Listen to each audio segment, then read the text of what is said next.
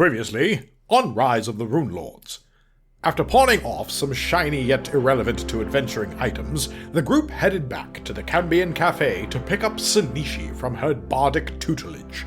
Upon arriving, they found that while she wasn't ready for cathedral performance, Sanishi had already become a startlingly adept flautist. Returning to their inn for the night, our heroes discussed the job offer from Justice Ironbriar to investigate the recent silence from Fort Rannoch in Turtleback Ferry. The party decided to accept the offer, particularly since the note they recovered from the late Lamia leader of the local League of Loathsome Lawbreakers, also known as Zanisha of the Brotherhood of the Seven, had pointed them to Turtleback Ferry as well. After a long night's rest, our heroes returned to Justice Ironbriar's chambers, accepted the job, and took half of their harrowing fee up front. The next day, weighed down with their newfound gold, our party readied themselves to set off to begin their journey down the Yandabakari River to their destination. Finally having a few days' rest, each member of the group found different ways to occupy the journey, whether copying down new spells into their spellbooks, doing their best to destroy as many eardrums as possible, or just engaging in some good old-fashioned character development. Incidentally, after having a heart-to-heart with Icky, Tanin decided to finally reveal to the party what some of them already knew. He had been granted the ability to cast magic from a being with whom he'd made what some might call a dark pact. Tanin was slightly surprised by how quickly the group accepted this newfound information, but they all embraced in a group hug as the boat docked in the village of Wharton, the first stop on their journey to Turtleback Ferry. Today, the adventure continues.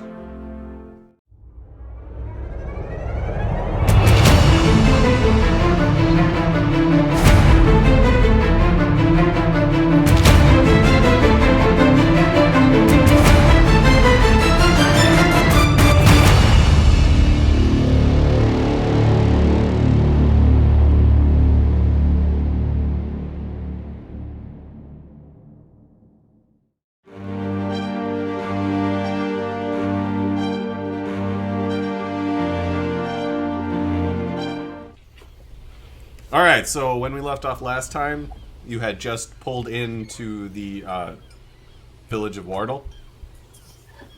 And you had docked, said that we were going to be there for a couple hours to drop off some people, grab a couple quick supplies, and then head out.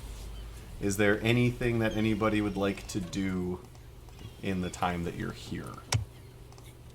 I will accost the captain and ask questions. Okay. Question number one. Oh, go ahead.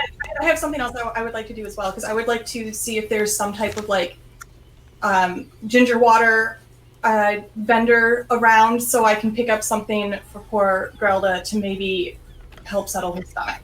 Ginger water vendor? Well, just something to help settle her stomach. Anyone around so that she doesn't continue to be so fucking miserable during the rest of our voyage. There's gotta be ginger water vendors everywhere. Also, so I don't continue being so fucking miserable sharing a goddamn room with this vomiting little wonderful person. Well, let's hit Tarnin talking to the captain first, and then you can talk to the crew and ask about that before you head out into the town. I rolled a 17 to dodge. Dodge the ginger water? No, you tried to hit me. Who tried to hit who?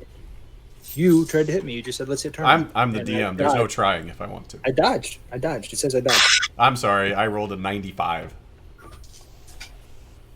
Clearly, I still win. Oh, is that how it works? You're an ethereal being. I'm a character. Yes. God usually does win these things. Yeah. All right. So go ahead. Actually, I was going to ask the captain. We've got a member of the party who's feeling a little under the weather. Hasn't got her sea legs yet, whatever. What do you recommend I pick up for her? Well, if she's hurling every time we rock back and forth, it's not the first time we've had passengers who suffer from land legs. I've got some stuff in the storage that we can give her that should settle her stomach. It'll probably make her pretty tired, but at least she won't be tossing her cookies the whole time. Fair enough. All right. Well, with that information, then in that case, they got it. I'm going to sit on the boat and practice. Well, yeah, but we're doing two different things at the same time. You're already off looking for this shop, Sure. Well, I was going to talk to you. and I'm talking the captain. I hope the stuff in storage is ginger water. That would be hilarious. I don't think There is one ginger water vendor in the entire Varisian continent. He just kind of travels around. And Nate and Jill, just I know that you'll picture this. It's actually the cabbage vendor from Avatar: The Last Airbender. He swapped what he's selling, and it's done him no good. My ginger roots! Oh my god. Yeah, my ginger roots. That would make more sense. Yeah. All right. Anything else that anybody would like to do before you depart? Like while you're actually still at the dock? No. All right. Then as they pull up the gangplank and begin down the river again, they do inform you that, or the captain does inform you that the next stop is going to be Whistledown, and it's going to be about 2 days travel to get there. So Okay. you head off again. Grelda, as probably about 15-20 minutes after they set off, there is a knock at the lady's door, and if you open it, the captain does come in with a kind of kind of almost like a small pitcher of clear liquid, and he's said, Your friend said you might be needing this for your tummy, ma'am. Geralda weakly takes it with her like shaking hands, and then just downs the whole thing. Wait, taste like? All right. You're probably going to be asleep in about 20 minutes, and you might wake up at the end of tomorrow. But I'm sure you'll be feeling much better during that time. What does it taste like? it tastes like a bit of lemon and nutmeg. And nothing? Okay. Nutmeg. Nutmeg. Okay, all right. Oh, and you are, in about 15 minutes, you are out. Like, out, snoring, drool, into the pillow. Yeah. Such an improvement. All right, so you have 2 days travel. Does anybody else want to do anything during that time? I'm going to copy another spell while we're on the way. All right, which spell? Clairvoyance. Clairvoyance? All right, that was a second level spell, correct? Is that what we decided? Or... Or wait, oh, sorry, that's not the one.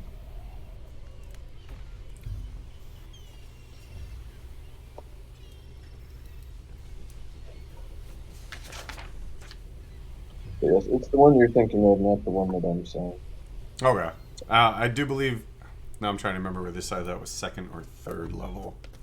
I think second. I think second. Alright, so that would take you... It'd be 100 gold worth of equipment. And 4 hours. Yep, and then you copy it down into your spellbook. Portent. Portent, that was it. And I don't believe I don't believe I added that to D&D Beyond. So I'm not sure what a sad canopy spell does, but I am very curious to know, is it a mechanics reason that you're waiting so long between memorizing spells, or is there like an in-character reason? You don't have to tell me what it is, I'm just curious. Well, just mostly I'm spending 4 hours concentrating on doing it, so doing that multiple times in a row would get old pretty quick. Okay. So more of an in-character reason, yeah. Nice. All right, then you, like I said, you do have a total of 2 days. Is there anything anybody else would like to I'm practicing do stuff. during that time? I play cards with the crew. All right. Okay. Well, in that case, Grelda, you do wake up at about 2 in the And keep an eye afternoon. on my crewmates, yeah. What was that? And keep an eye on our downed crew member, Hmm. team member. I would say you wake up the next day at about 2 in the afternoon. You are groggy for the majority of that evening, and that night you go to bed very, very easily. But you don't feel seasick. I will say that. Very, like, feel lightheaded and airy, and everything's moving slowly, like you're walking through mud. But you don't feel sick. So everybody goes to bed the second night. That last day is, again, like the rest, uneventful. And as the time starts, as the sun starts to set, it starts to reach the evening. You hear the crew begin to talk that you will be coming up on Whistledown probably right about the time the sun sets. As the boat begins to pull up towards, like you see the buildings in the distance, and you see them begin to come close to you or come towards you, and over the sound of the river and the sound of the birds, you actually hear a combination of different whistling melodies that kind of seems to flow up and down, and then also the sound of wind chimes. It just seems to be like floating over the water at you, and it has like an almost musical quality. But you begin to come up to the dock, and even in your cabin, or whether you're on the bridge or whatever, that's all you hear. You don't hear any sounds. You don't hear any like normal, what you would normally consider from a dock town, even at this time of night. You don't hear any. And as you look at the town, you don't see any movement at all. Which Grelda, you would know is very odd. Even at this time of night, especially in Whistledown, because of all the breweries and all the taverns, it's not like a crazy party town, but it's usually still pretty busy even into the evening. And then, so you pull up, you end up, the boat ends up docking. And where would everybody be when you pull up? Would you be in your cabin? Would you be on the deck? Icky would be, like, if Icky was made aware that we were approaching the town, Icky would be on deck. Geraldo would be ready to be the very first person to no longer be on a ship. Yeah, I too would be on deck. Trying to be up on deck, probably alongside the captain, asking questions about the town, the boat, whatever. Any questions in particular? Oh, actually, yeah. No, Go ahead. He's more or less making small talk, making the captain a friend.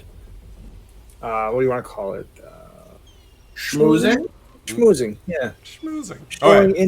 Showing interest in the captain's craft and what would make things better for him, and how the crew works and how the boat works, and genuinely there is some genuine interest, but he's playing into it a little bit more. All right. You give me a persuasion check, and then Tammy, you're going to say something. Yeah, as we get closer and it's really obvious that like there's no sound, Geraldo would say loud enough for people to hear around her, "This isn't right. There's something wrong." What's the name of this place again? Whistledown. Whistledown. Okay. The result of the roll was a 10. 10? Okay. It seems to be a pleasant conversation. He's answering questions. He's talking freely. I think if there was anywhere that wasn't completely unreasonable, like high up for Icky to be kind of perched, he'd probably be up there. Maybe in the crow's nest. Maybe in the crow's nest, and the captain would let him there. He'd go there. As not a member of the crew, the captain probably would not let you up there as you were coming into a dock. Legit. Is that somebody's Okay, I going gotta well? step away for a second. Hold on. Okay. Dyson is also gonna roll portent. Is going to what? Cast portent. All right. Tell me again. Read me that spell one more time. Basically, I get to let's find the actual thing. Roll 2d20s, record the numbers rolled. You can replace any attack roll, saving throw, or ability check made by you or a creature you can see with one of these rolls. You must choose before the roll, and you can replace the roll in this way only once per turn. Okay. Go ahead and mark off a second level spell, and then roll the 2d20 and tell me what you get.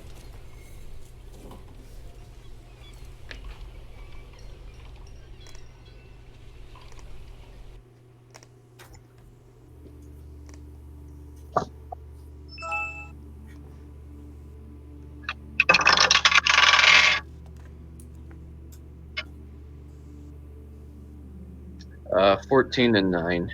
14 and 9. Okay. Great. All right, so just let me know if you want to use those. Got them marked down.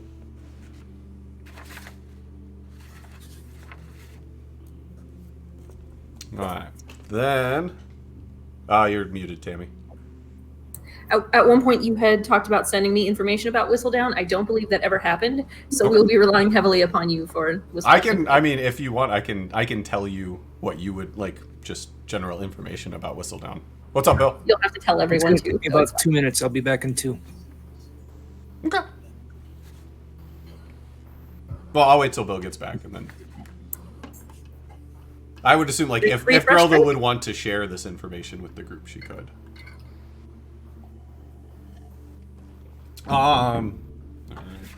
Well, I can just tell you, and you can pass it along to Bill if you see fit. All right.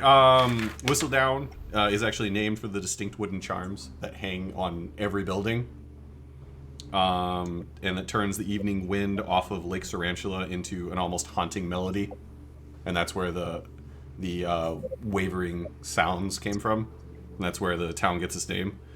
Let's see. It's home to almost as many humans as dwarves, and Whistledown is generally regarded as one of the primary dwarven settlements in Varisia, above ground. This is the main hub that doesn't live in caves or underground castles, and the white-walled cottages are sized accordingly. It has 3 breweries. Yours, and then 2 others. It has 10 different taverns. 3 each only sell the beers from their respective breweries, and 1 sells from all. It's kind of like the same kind of deal like Coke makes with McDonald's. Only sell Coke products, and 3 taverns each for the breweries, and then 1 just said screw it, and hasn't agreed to sign that kind of agreement with anybody else. That's basically it. It's a relatively small village in general. It only is, but it's still a well-off village because of the breweries and how popular all the drinks that are made are. So it's actually, I would say it's probably half to 60% of the size that Sandpoint was, just in total. But it is a much richer village. And can we as a team agree to pretend that all of this is knowledge y'all just have, so that when Bill comes back, you are the ones randomly throwing Whistledown facts at him? Did you know? As the tallest member of this group, so many size jokes and height jokes have been combined during that description. And I'm not going to fit into any of these buildings, am I? Oh, you'll fit. You might have to bend down. Yeah, I mean it's not a dwarven city. It's half dwarven. No, it's half dwarven, half human. So you're gonna have. I'm just a little. Maybe some doorways might be head hitters if I don't pay attention. So Yes, most of them. I could see that. Yeah. Most of them. So we agree we have to kill Tarnin then. Yes, I'm afraid it's the only way. it's the only way we can do this. All right. So as the boat pulls up alongside, everybody is standing, kind of watching it pull up. The captain kind of waves to 2 of his crewmates. They grab the gangplank and begin to put it over. And as they're doing this, he kind of looks at Grelda and just like holds up his hand.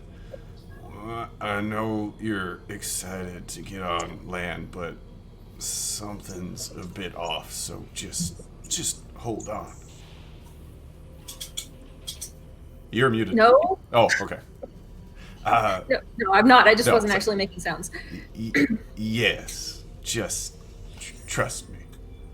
And then they put the gangplank down, and those 2 crew members begin to walk down onto the dock. And it is well into dusk now, so it even with dark vision, because it lets you see 60 feet, it is getting harder to see. And most of the like lanterns outside of buildings that would normally be on in any town or village at this time of night are off. You see 1 or 2 in the distance, but the town is pretty much dark at this point. So the two crew members kind of, what's up? I walk over towards Icky and say, "Give me one of your coins."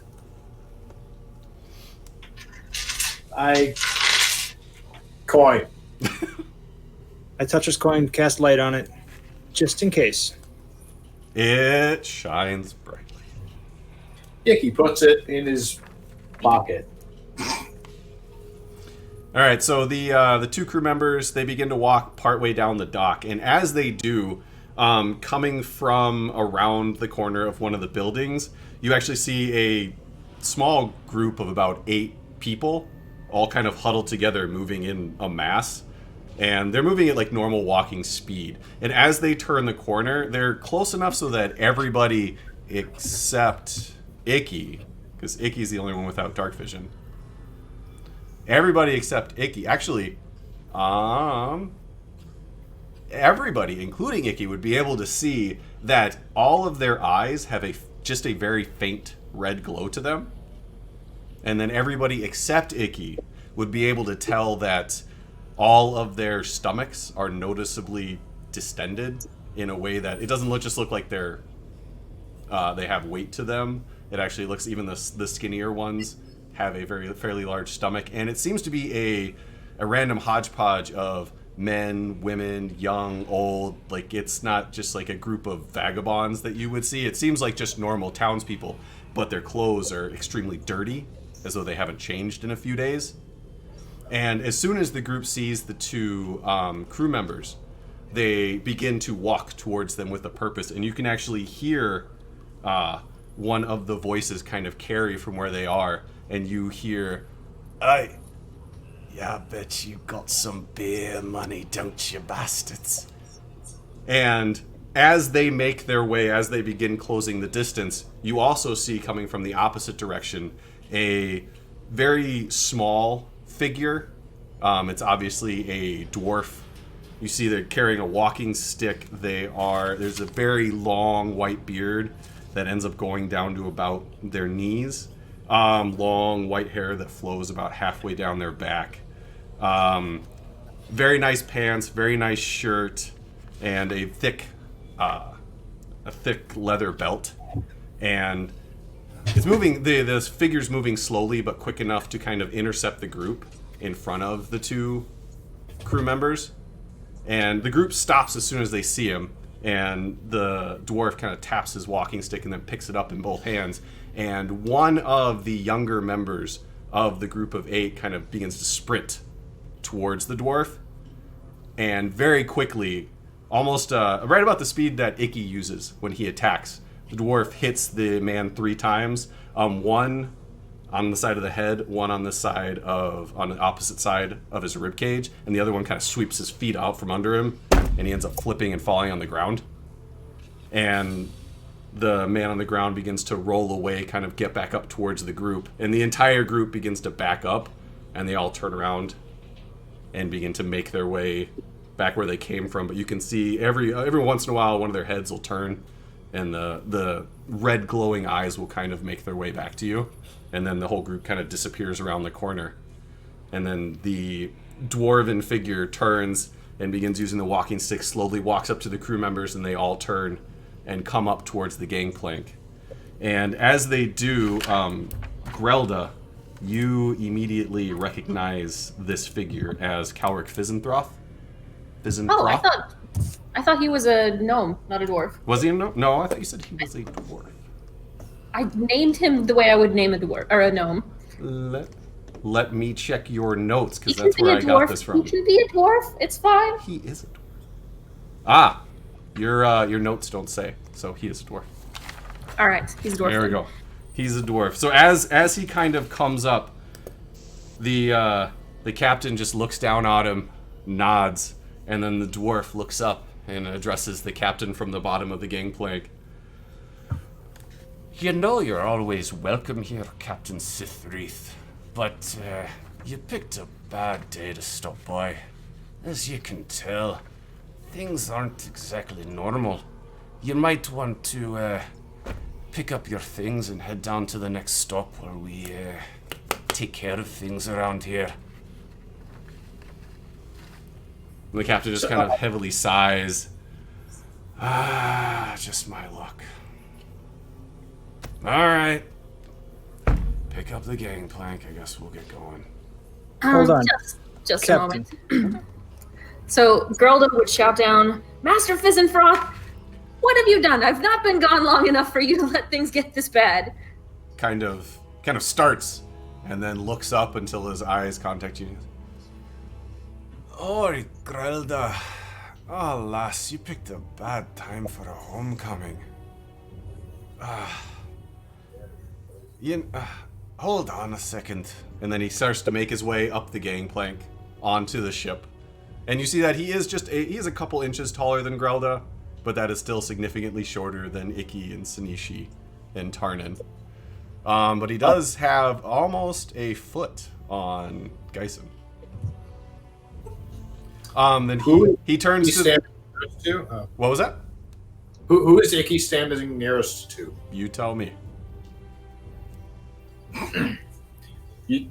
No, that's fair. We're just I guess, like Icky will lean over to Tarna and just say, like, did this guy just swat away a bunch of red fireflies, or am I missing something? He swatted something away. Something's wrong with the town folk around here. There was their eyes that you saw glowing slightly red. Their eyes. We may be staying a moment. All right. So Sorry. Wanted to make sure Icky was on the same page, knowing what the hell everyone else saw. Since he can't see... We don't know either, so he's on the same page for sure. Like, I mean, he saw weird glowing dots. We saw figures. True. Sorry, please continue. Anyway. All right, fine. All right, so then as he kind of hops on to the onto the deck, he turns to the two crew members that had come up. Now, you keep your eyes open. I don't know if those folks are gonna come back. If they do, pull up the gangplank. Just whatever you do, don't shoot anything at them. They're gonna try and hurt us, but it's not their fault what they're doing. And then he turns to Grelda. Lass, I thought you were saving the town in the, what was it, Dirt Point or whatever the place was. That was weeks ago. How long do you think it would take me to save a town? These are my friends. And so I interrupt him to introduce each of them individually. Kind of nods at each of you. Are these the people you were writing about in the letter you sent? All right. Well, I thank each of you for taking care of our Grelda and making her feel welcome. Grelda bangs Sasha, just a little, just a reminder, Grelda's not alone. Grelda and Sasha took care of us just as much.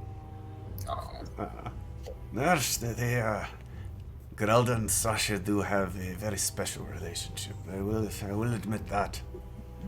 So, lass, what are you? I don't know what you're doing here, but you need to go. The ship's gonna leave. The captain listens to me because he knows that I know what's good for him. So, you need to stay on the ship, continue to wherever it is you're going, and hopefully by the time you come back, this will all be taken care of.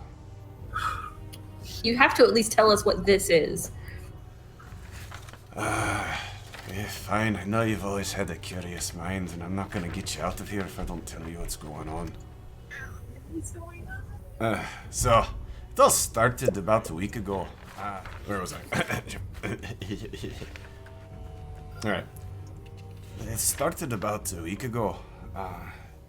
This group of monks, they rode into the city offering up barrels and bottles of this new beer that they had brewed called Red Claw. And you know how we are about trying new beers. We can't say no, especially if they're giving the first hit away for free. Got to give it a shot. If it's delicious, hopefully we can figure out what the recipe is and make a better version of it. So, of course, a few of the workers went down. Other people convinced them to give it a shot. And a few people tried it out, and then the monks left. But right away, it was obvious that the Red Crawl was a huge hit. Anyone who had a taste immediately started talking its praises and claiming it was the best thing they'd ever had, even better than ours, which I'm not sure I quite believe, at least at first. And then the monks came back 2 days later with bringing even more of it. And soon, the majority of the town was drinking the stuff, and they began fighting over it. The more that it drank, the more they seemed to want. The third time the monks came, 2 days after that, they were mobbed by people in the town. Supplies ran out, and basically a riot started. People were fighting each other, finding any way they could to get more. 2 days ago, the monks came back. They came armed this time, and they were attacked. A couple of the town members were seriously injured, but even with that, people were throwing any valuables they had in the cart to try and get more. After they sold out, they turned and they left, and a young lad tried to follow them. He got an arrow through his heart for his trouble, and they said they wouldn't come back for another 2 weeks, which, when I heard people telling me that, I thought it was a good sign. I thought maybe whatever this was would be over, but the longer it's been, the more people have been robbing each other and hurting each other to get whatever money they could so that when they did come back, they could get more of this stuff, and something's wrong. It's bad. Anybody who has had it has all of these weird symptoms. You might have seen it with that group that came by. The eyes glowing red, the distended stomachs. It's not good. We need to figure out a way to fix this, but you shouldn't be here when it happens. Yes. Tarn leans over towards Icky while he's listening to this and says, This kind of reminds you of your angry water friends? I mean, not. It's certainly not exactly the same, but maybe this. Maybe the monks are brewing their beer with the angry water. We need to figure out a real in character thing to call it. That's not it. I don't know. Anger water does seem in character. I was going to Underwater. say, Grelda did call it that in character. Yeah. I know, but all right, yeah. Anyway, no, that's like a legit. You know, maybe there is a relation. It's I think it's worth keeping in mind and looking out for. Where did you say these monks came from? They came from the north. I don't know. They came back every 2 days for 6 days, and all I know is they came from the north. The one lad tried to follow them. He was yelling about wanting to find where they were brewing it so he could have his fill. He made it a couple of miles, and that's where we found his body. How long ago did they leave? The last time was 2 days. They said they'd come back in 2 weeks. I've thought about trying to get the Crownsguard to go after them, but we only have a few here as it is, and half of them are doing what they can to keep the mobs from getting too bad. And the other half are part of the mobs because they've tried the beer themselves. So Grelda would know like the roads in the area, so she'd ask if they were taking like I'm looking at the map and it looks like there's one northern road that kind of still follows the lake. Bring that up. Oh yes, the Bakari Road. Yeah, that one. She would ask if that's the road they were taking. They started down it, but as far as I know, they turned north. The only thing that's up there's that mountain. That's a couple of days' travel, but that's the closest thing. It would be right here. So the next stop that the ship would take us on would be either like too far, right? Oh yeah, the next stop would be the Illyrian, right there. Okay. That's as far as it Does anyone else remember enough about the note that we got off of the snake lady to know if this sounds related to anything we've heard of? She didn't mention anything specific. Just that she had a much more efficient way of gathering I can't remember the verbiage used. The people they were looking for. Greedy people? Yeah. That sounds right. And then Nope. did we have any clues from Ironbriar as well? No? No, all Ironbriar told you was that Fort Rannoch that the people of Turdback Ferry hadn't heard from Fort Rannoch for a couple of weeks, which was unusual. And Fort Rannoch is way far north because I see Turtleback Because, Ferry. Yeah, Turtleback Ferry is right here, and Fort Rannoch is just above it. Okay. I really wish I could zoom in on that a little more as far as the map goes in.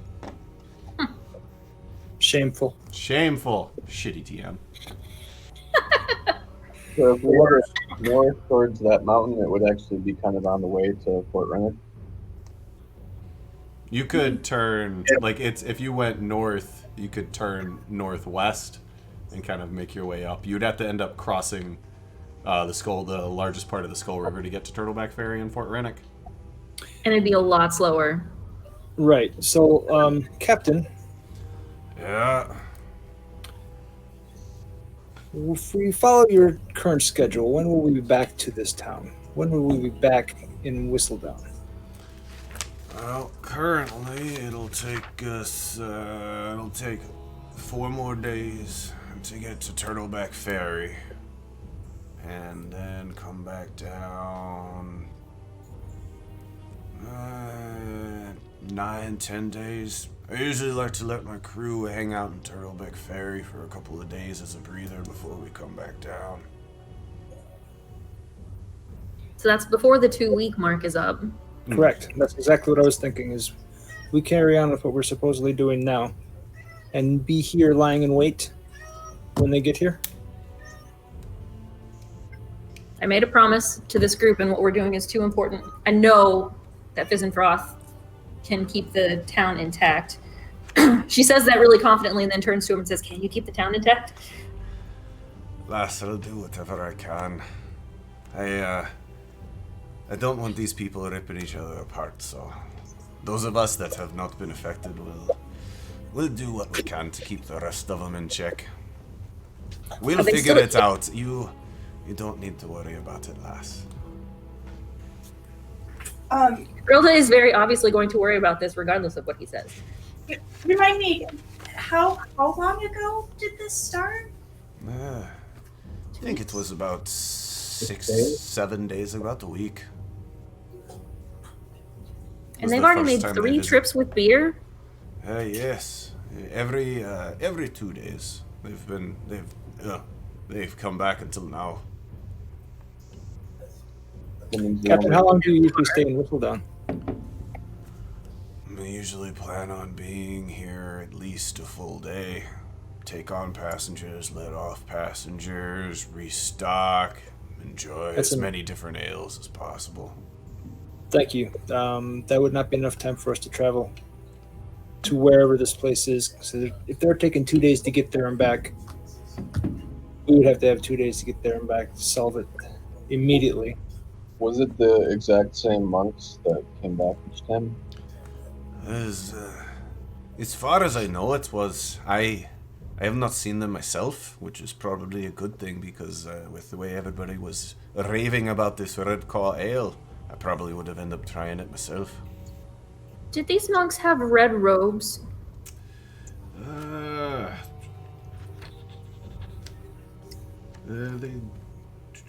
There we go. Yes, they did have red robes. Let's see.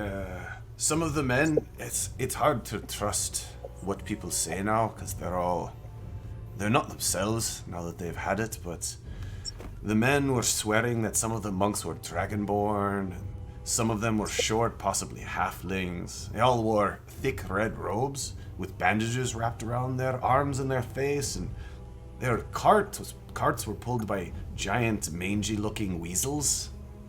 At least that's what I've been told. The last time, they came with guards that were heavily armed with crossbows. So that's the best I've got. There's nobody who has seen them that didn't try the ale at least once. So it's can only trust what I've heard so much. Has anyone ever told you of drinking the ale with the monks, or seen the monks or their guards drinking the ale, or did they stay away from it? As far as I know, the guards and the monks were just trying to pawn it off and get as much money as they could. Every time they came, the prices doubled until it was... The last time, I think their cart was filled with the wealth and jewels and everything valuable that I've seen from this town. Did anyone report the monks wearing a necklace that was a 7-pointed star? Oh, that looks somewhat like this.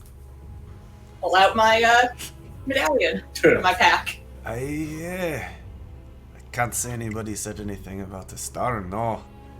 Said that they might look like, some of them might look like they were wearing red dragon masks, similar to the logo on their bottle, but that's about it.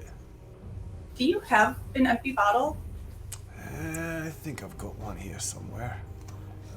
And he reaches into his bag and pulls one out. Now I gotta see. I'm always so scared when Sean starts talking really slowly. It's because I'm trying to find something while I'm like- talking.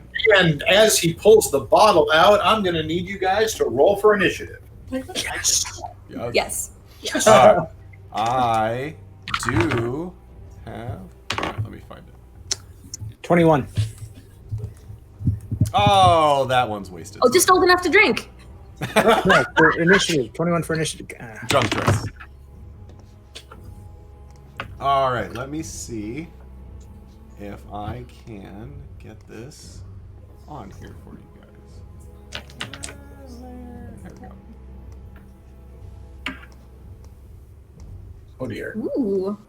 Ooh. Purest ingredients gets you drunk. What more do you need from beer?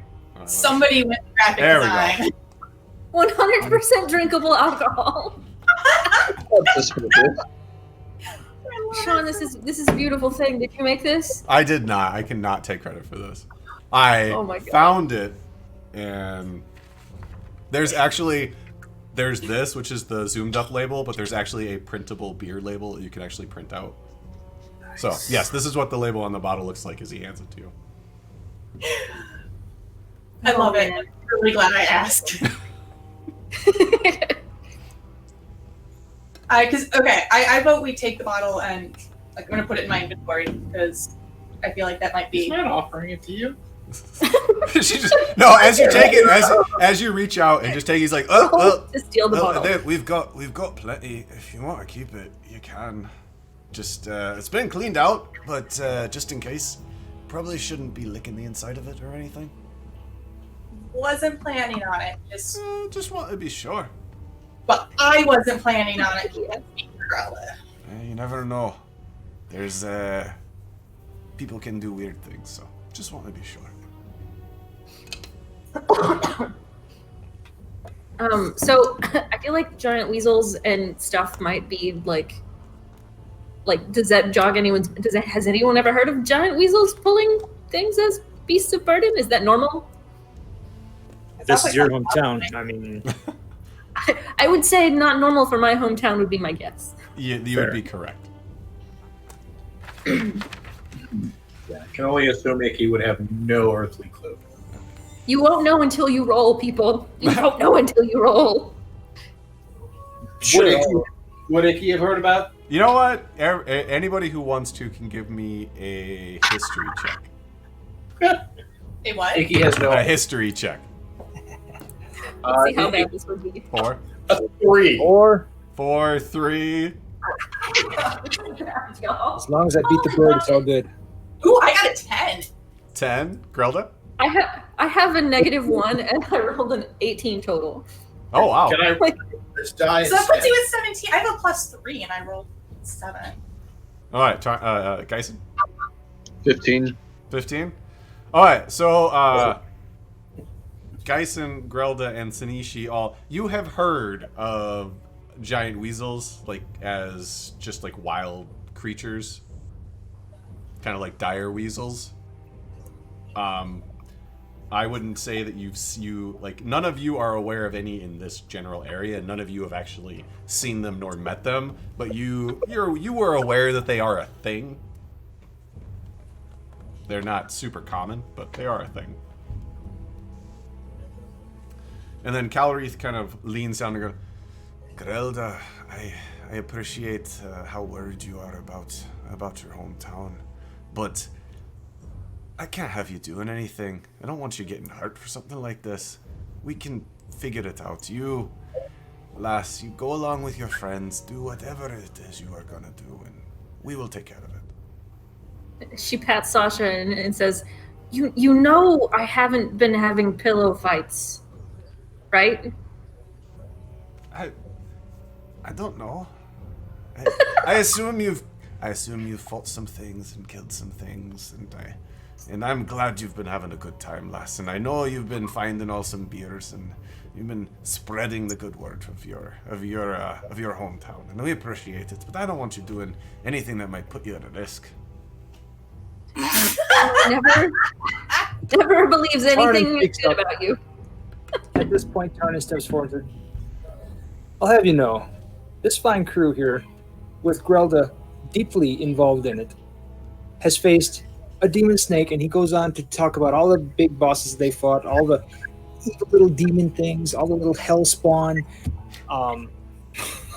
So, as you're saying this, his like brow kind of furls, and he keeps looking back and forth between Grelda and Sasha. But then all of you also notice that as the story keeps going on, the crew has like made a wider berth around you, and they seem to be moving back, and just all kind of stare at you, except for the captain. He's still standing right next to Calreath, but or Calric. But yeah, the rest, he just kind of looking at you.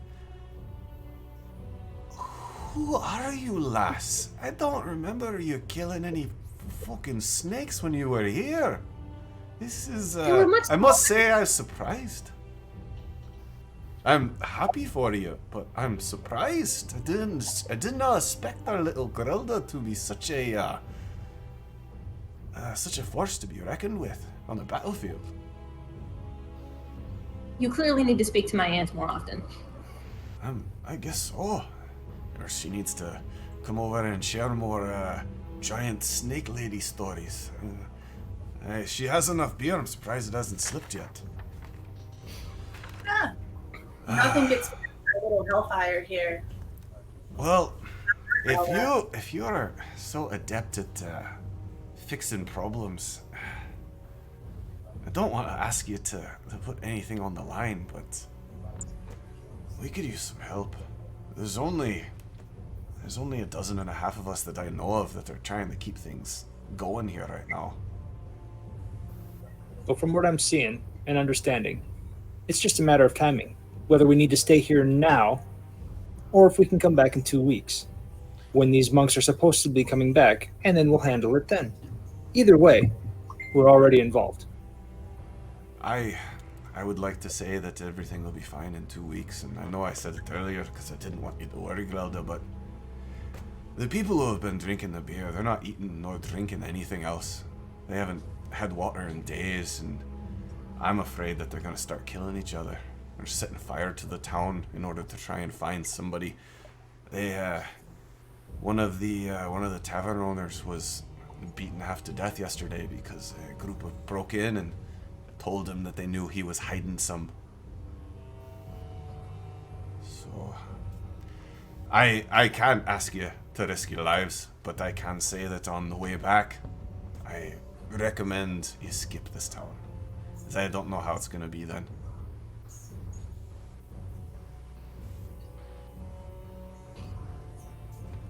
Grelda turns to Tarnin because he has been the brains of the group.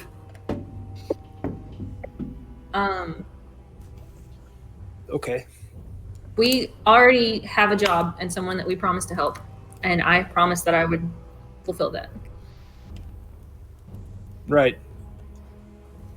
My idea is this. captain was planning on staying for a day anyway. Let's take the evening, see what we can figure out in town, see if we can find out how bad it is, and if this town's going to be all right for a week. Or a week and a half while we're gone, finish our current job and come back. If we and or you determine that it's not going to be okay with us being gone that long, we'll handle things here, and hopefully the captain will stick around for a day or two. Then we'll continue on our mission a day or so behind and take the penalty for our current job. So since the captain is sitting right next to Calric, he puts his hand on Calric's shoulder, which is a little above his waist down here, and kind of pats his shoulder. I've been coming to whistle down on my trips up and down this place for decades. Calric has always been good to me. If there's a problem and you guys are going to help him solve it, we can stay moored here for a few extra days. Tarnan turns sticky. You good on this? I think that's good. I think Only asking because I'm asking you to hold off some answers of your own. this might help, or like this might get us more answers. This, Fair enough. like I said, seems like it could be connected. It certainly doesn't seem like just a coincidence that we've ended up here. Strange things are happening. I think strange things are happening everywhere. I think the more we know and beat them up, the better off we're going to be. Is this a song that you're starting to make? Strange. It's got a nice hook. I'm kinda like not good for lyrics Good. yet, but Oh. I am trying to figure out how to replicate the this haunting melody of this town. Perfect. So you're in. My brain. Geisen, questions, concerns? Yeah, I like this plan of just kind of detouring here for a little bit and then getting back on our main job. All right, we're in. Captain? Geisen, Icky, don't try here. Only grilled is approved beer. Only grilled is brand. Relda's gonna have plenty of. I put my sobriety in your hands. I place a bottle or a skin of Grelda approved cider into them. Drink only this. Bless you. So Grelda then turns to Tarnan and says, I think we should stay in the town as little as possible because we shouldn't kill these people, and we're not that great at not killing people. I've been trying to get you guys to not kill people for so long that I feel this is a great field opportunity to practice not killing. I mean, we've done very good with the crew so far. How does the crew react? Again, the entire crew take at the same time take a step backward, like synchronize, just step away. As intended, and Tarnan just kind of smiles. I would never hurt this crew. They have been so wonderful putting up with my practicing on deck.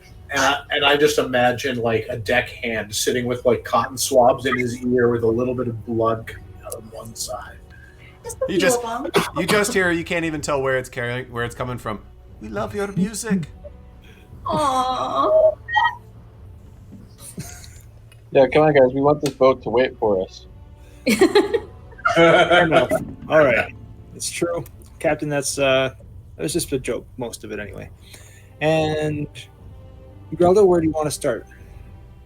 I say we just go north out of town. The monks and the beer and everything came from out of town and was brought in. So you So don't even I want to check in town for clues. You're happy to just hit the trail right now. I'm not a cluey person. If a cluey person wanted to do that, they could talk me into it. But Grelda would just go north. All right, His recommendation would be somebody like, hey, can you show us where you found the arrowed kid? Arrow? The Yep. kid tried to Cal- follow the monks and got arrowed. Calric looks at you. I can, it was about a mile north of town. I can walk you out there. Or we can lightly jog so we can get out of town quicker. Give me 5 minutes. I'd like to change a few effects, grab a few items out of my bunk, and meet you on deck in All 5 right. minutes. All right. I'll wait here for you. As soon as everybody's ready, we can throw out the gangplank and head up. Fair enough. While y'all do that, I want to fill Calric in on recent adventures, as well as telling him all the places where beers are, or like inns that he need, like basically giving him the full report All right. from a beer perspective. As you begin talking about your adventures and like things you've killed, he just kind of sits there and just has this like quizzical look on his face. But as you start naming off taverns and beer names and beer flavors and ingredients, you assume you see like this intensity come over him, and he begins to lean into you as he is just like trying to. You can tell he's trying to memorize every word you're saying, and you know from experience that he can pick it up like that. I do still have one by now very stale chunk of bread from Jill's master, Flautist. So I hand that over when I'm describing the flavor of the Amchlor. He does. He takes it from you, and it is. I mean, it's been 6 days, so it is pretty hard. Yep. He just kind of looks at it, breaks it apart a little bit. Interesting. I'm sure I can. Sure, I can try and replicate this and see what I can do. And then she's like grinning the whole time, and she pulls out the bag of ingredients. She's like, "I'm sure it would work better if you had some." And so she gives him the Amchlor that she bought. Oh, you're full of surprises, aren't you? You're not the same lass that left here a few weeks ago. I'm smarter. I've learned my left from my right. Have That's you? great. I knew you'd get it eventually, lass. She also tells him, because based on this timeline, her beer is going to be done, and the money to reserve the stall will run out. She lets him know that she has a new apple cinnamon beer and not cider that's brewing that he might want to check in on. I'll make you a deal, lass. If we can get this sorted out, I'll have money sent to extend your rental on that little horse stable. So we would continue along those lines, like all the way in. You know, he seemed really interested. Like, she'll just keep going until y'all arrive and stop her. I'm content. Oh, Bill? Geralda, we're ready to go. Oh, okay. All right. So,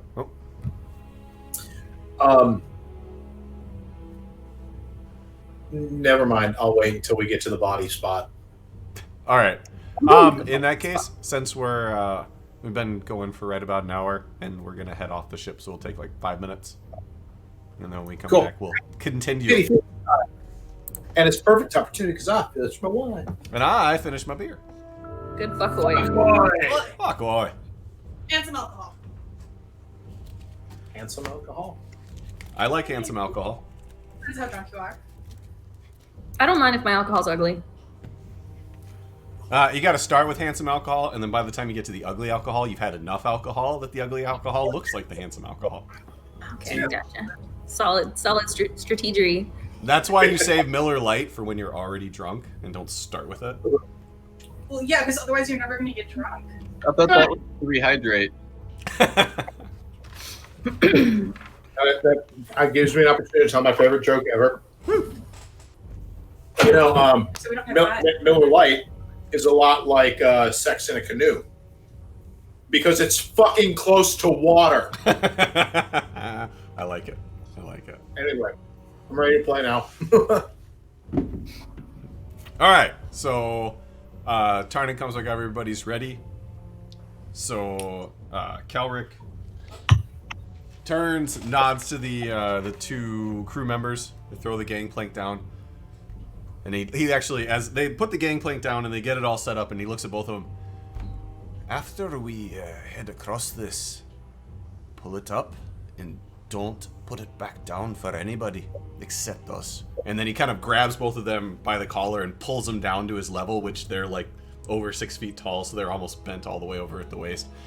And I swear to whatever deity you believe in, if you let any of those red-eyed bastards on this ship, I'll make you wish you hadn't made the trip at all. Savvy? There we go. That's good, lads. And then he lets him back up. All right, follow me. We're going to be low, we're going to be quiet, and we're going to be quick. If you see any groups of people, just leave them alone. We'll get by them quick. Just follow me. And then he turns Sure. around, he starts moving. It's dark and shadowy. It is. Turn in stealths. Can I get a stealth check from everybody? Yeah, I was gonna say, not a chance I'm fucking getting to. Oh, Sanishi even has disadvantage on stealth. I do. It actually has reasonably good stealth. Jesus! So does Grelda, actually. Icky is the fucking knight. What? All right. All right. Then we'll go with Icky. What did you got? 23. Wow. Damn. Sanishi. Wait a second. What do I do for the disadvantage? Roll twice. Take the lower. Okay. I'm like, wait a second. It would be 14 plus 3, so 4, 5, 6, 7, 17. That was your lower?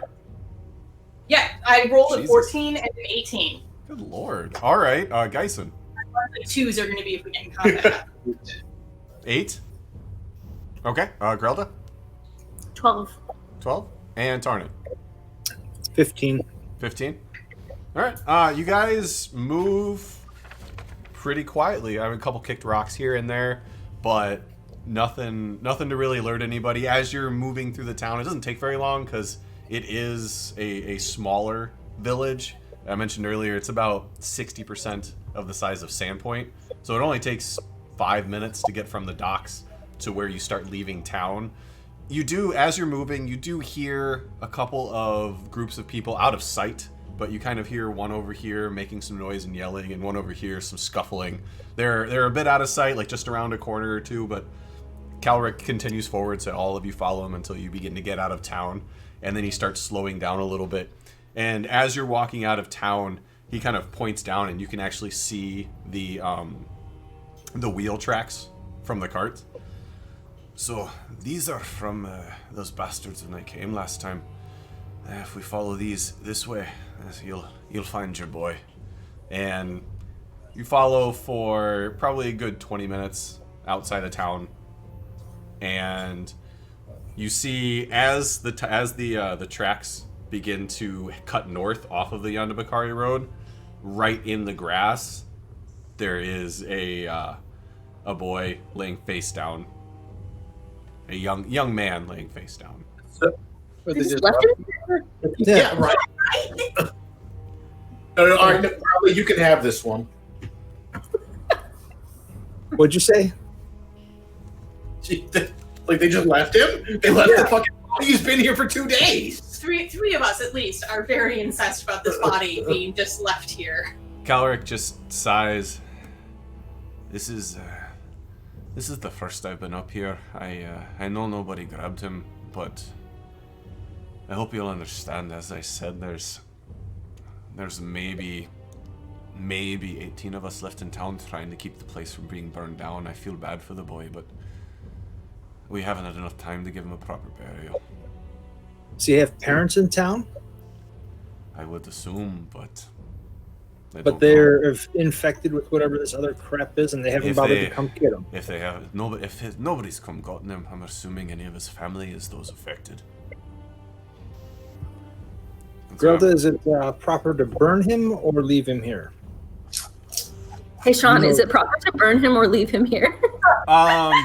It's kind of, honestly, it's kind of 50-50 between burial and like burning the bodies. In Whistledown, it kind of depends on family preference. Grelda sighs, thinks about it, and says, I think we should leave him so we don't attract attention. But he's not going to stay here for much longer. We're going to fix this, and we're going to fix this.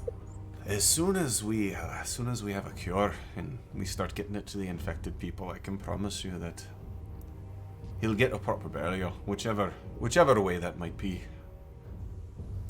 So you're certain it needs a cure, and it's not something that can simply be worn off. It doesn't seem to act much like a poison or a disease. From what I've been able to see from the infected people, it seems to have more in common with a curse than anything. there's still a few brewers at our brewery that have not been affected, and we're all pretty sure that if we can figure out what ingredients were in it, get a list, a recipe, or maybe even a sample, though that would be dangerous in and of itself. But if we can get it, I'm sure within a few hours we can have an antidote for it or a fix for it. But there is not a drop in town that hasn't been drank. So we got to go acquire some ale to rescue a town. Icky, this is right up your alley. Let's go, man. So, sorry, cheese chewing. Out of character cheese chewing, mind. In character cheese chewing. Where did he get the cheese? Bird beak. So these folks were coming every 2 days. Can you give us any kind of idea of how far into these mountains they could have traveled in a day, assuming they were going to their pickup point and back immediately? Because I've got my Qual's feather token where I could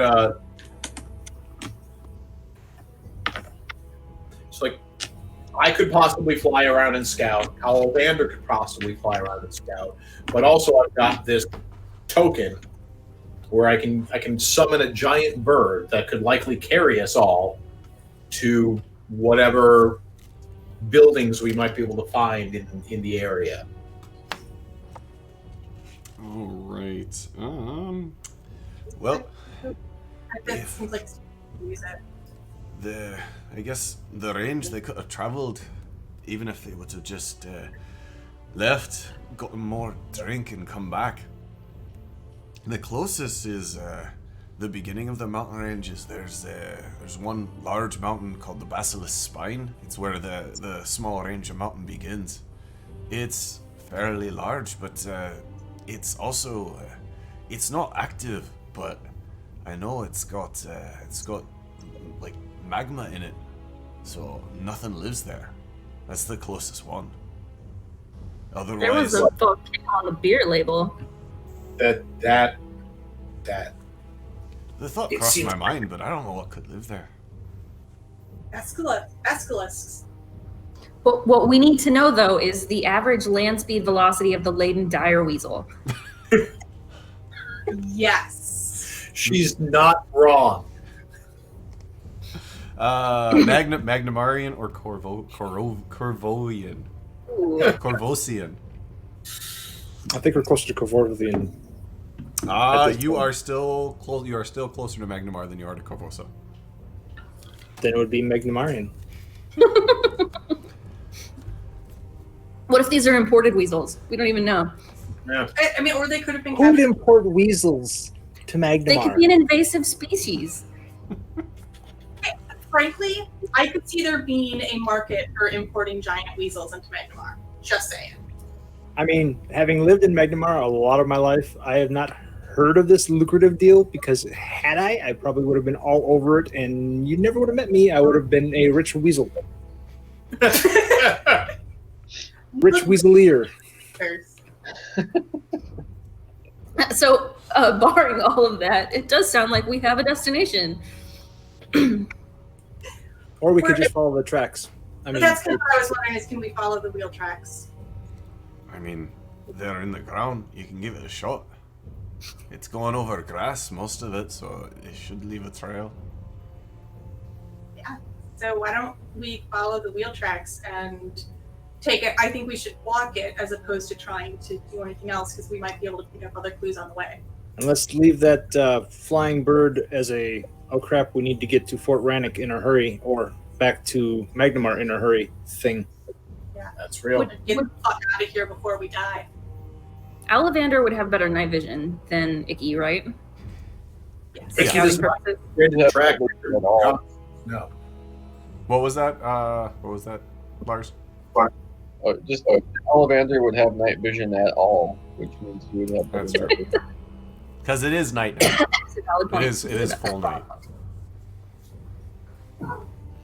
All right. The beginnings of the Basilisk Spine are, if you kept straight and you kept a steady pace, you'd probably get there about noon tomorrow.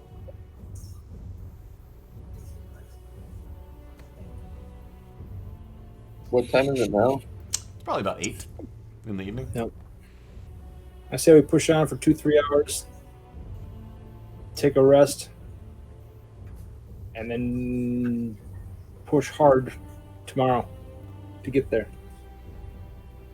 I can.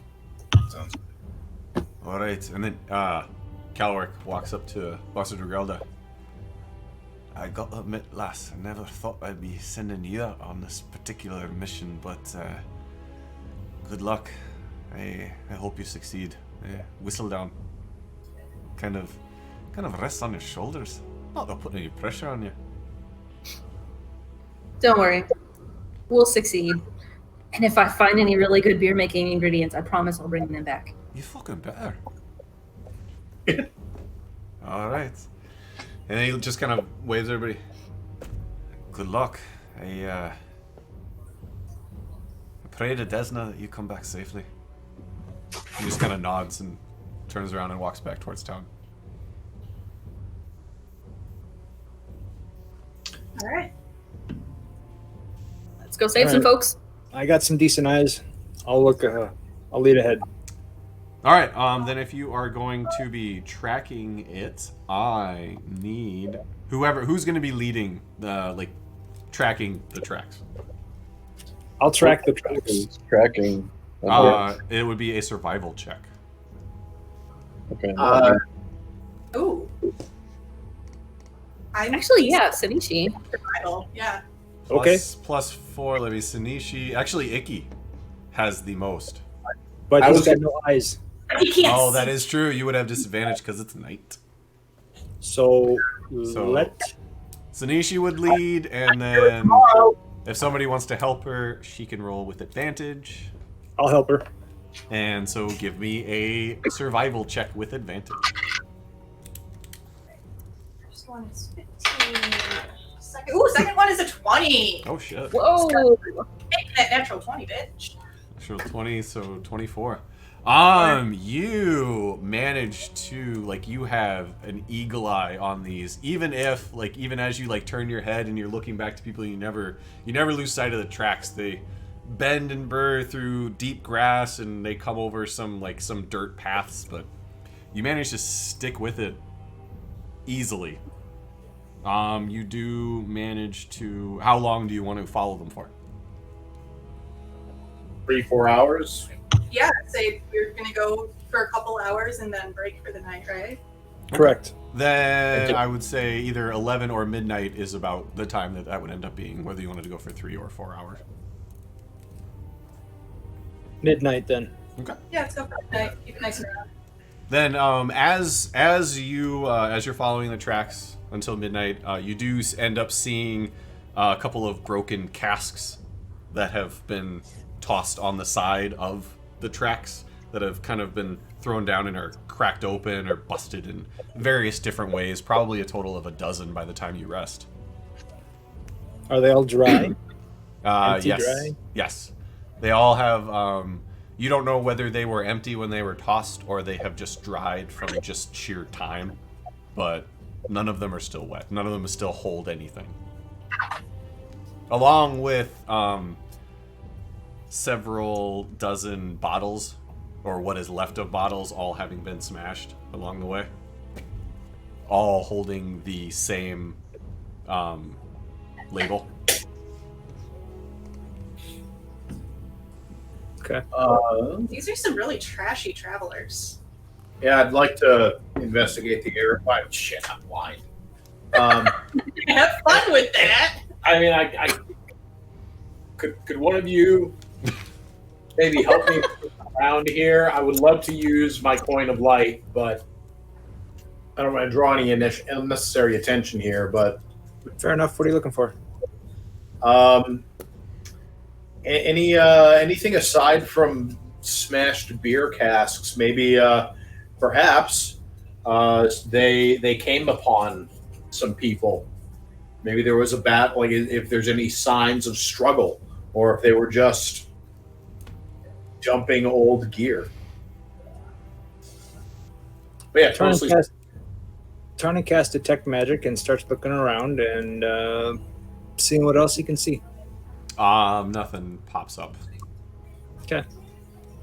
From the, like, where the debris is and the tracks, does it seem as though it would make logical sense that all the debris came from the thing we're following? Yes, they're all of the debris seems to be on one side of the tracks or the other, and it's all fairly close to where the tracks are. And I will say that with Sinishi's survival check being able to track it, you would also easily be able to tell that there aren't any humanoid prints, like footprints on the ground. All you see is more of like the large animal paw prints, like a set of 2 of them that have been leading the cart, but otherwise you don't see any other tracks coming to or from the cart along your path. So Grelda probably stuck next to Geisen for this, just in case he needed to use Ollivander. We've had this before where she's short enough that he can use her to like lead him like a seeing eye dwarf. We need to get you a vest. Can then be reflective at night. Don't pet the dwarf. She's working.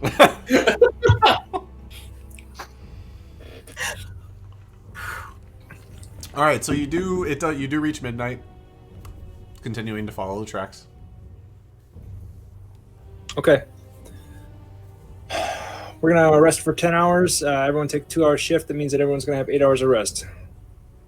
10 hours seems like a lot. Do we really need a full? Yeah, so that we're all refreshed and well slept. Okay. And don't Correct. Okay. have- basically. Even though we just got done sleeping on the boat? Or I'm maybe that was just assuming Grelda we that slept on the boat. Yeah, Yeah, I'm most assuming we all kept a pretty normal sleep cycle, except for Grelda, who was out. Not necessarily because she wanted to be, but because she had help.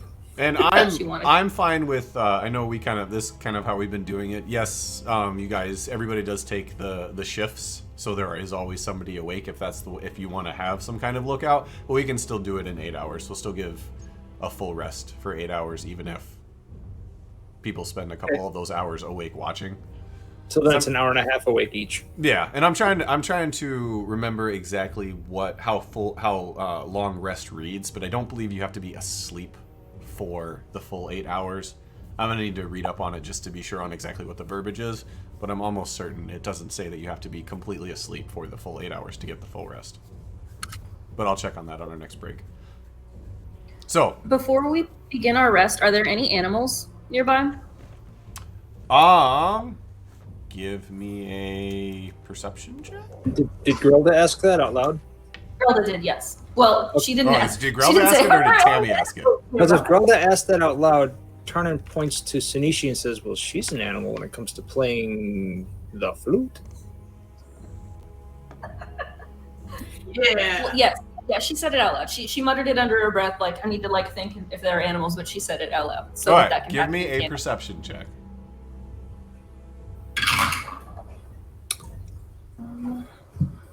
Then he whispers to Icky, and you're an animal when it comes to drinking.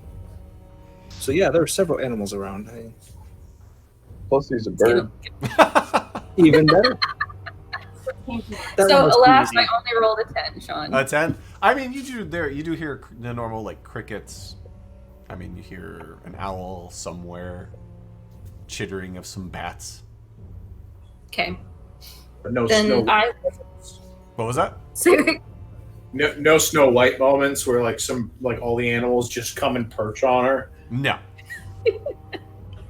All right. All right. She is going to volunteer for first watch then, and be on the lookout in case a larger, more possibly intelligent animal does appear.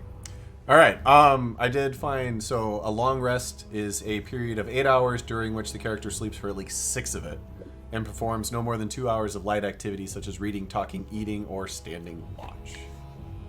Beautiful. Beautiful. So that's what I thought. I remembered reading that somewhere.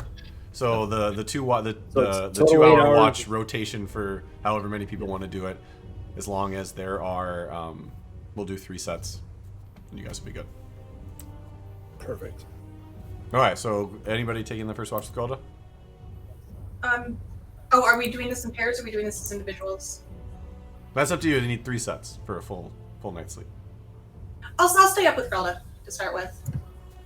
All right. You guys just like throwing your bedrolls down on the ground, just so I'm got the right picture. No fire. Pretty much no fire. Okay. Yeah, no fire. I do want to ask, should I hold off on practicing this evening? Yes, you should. Just this tonight while we're on the hunt. Yes, you should hold off. You So can I- practice in your head. Well, I am, because I want to try to play those wind chimes. I now have a goal. I want to learn to play the sound of those chimes. And I would like to practice, with them fresher in my head, but safety first. Appreciate that. I'll just be on watch. I'll take second watch. All right. So, Geralda, Shinichi, both of you give me perception checks. Everybody else lays down. I know that there is no fire, so it does take everybody a little bit to get to sleep because it is in the late fall now, so it is starting to get relatively chilly at night. So everybody does get a full night's rest, and there aren't any adverse effects right now. But it's just one of those things where, if you try and fall asleep where it's overly chilly, you wake up a little sore. You don't get the best night's sleep, but everybody does sleep. Geisen casts prestidigitation to warm everybody's. I don't know, what are we sleeping on? Bedrolls. Bedrolls. I was gonna say socks. I'd take some warm socks. It's like the best thing in the world. Yes. Well, in that case, you cast prestidigitation on everybody one at a time, and those going to sleep do fall asleep fairly easily because you're nice and warm and cozy. It does wear off, so by the time you wake up, you have that little chill throughout your body, but it doesn't take everybody as long to fall asleep in that case. All right, so Grelda, what'd you get? I only got an 8. My rolls are getting worse. 8. And Sanishi? Yeah, I rolled an 8, so that puts me up to a 9. 9. Hey. All right, so during your time, you don't notice anything out of the ordinary. I'm not surprised. What? Might as well play it. If you guys want to do anything, otherwise your watch goes by without incident, and you wake up. It was Tarnin. Is it just you? As far as I know. Okay. Then you would wake up Tarnin. Tarnin would take over, and Grelda and Sanishi would go to sleep. Tarnin, give me a perception check. Good night, ladies. Ooh, not so good. Perception. 12. All right. Your watch goes by without issue. Oh, good. All right. So your watch goes by without issues, and you wake good up. as long as it's not supposed to have an issue. You don't notice any issues. I'm good with that. I don't need to notice any issues. There are problems, but you don't notice any of them. Icky will take the last walk with Geisen. All right. I will say, Geisen, you know that sometime tomorrow. Okay. You are going to implode. It's gonna go boom, ba-boom. But okay, so you guys wake The up. rest Both of your of you small give body. me I mean, a at one perception time, check. One time, Geisen was very tall and handsome, but he forgot to do something at some point, and he imploded down to the size he is now. But he's handsomer. He compacted the handsomeness. Exactly. Okay, I was going to say, so he imploded and then got short and ugly? No, he got shorter and handsomer because the handsome got condensed. Concentrated. Concentrated handsome, right there. God, nothing but You know, my half pure brain concentrated thinks answer. it fits because handsome and obviously it's going to deplete as it gets shorter. Oh, Half orc logic. All right. So what'd you guys she get? may be onto something. Orc logic, I should say. Perception check. Icky first.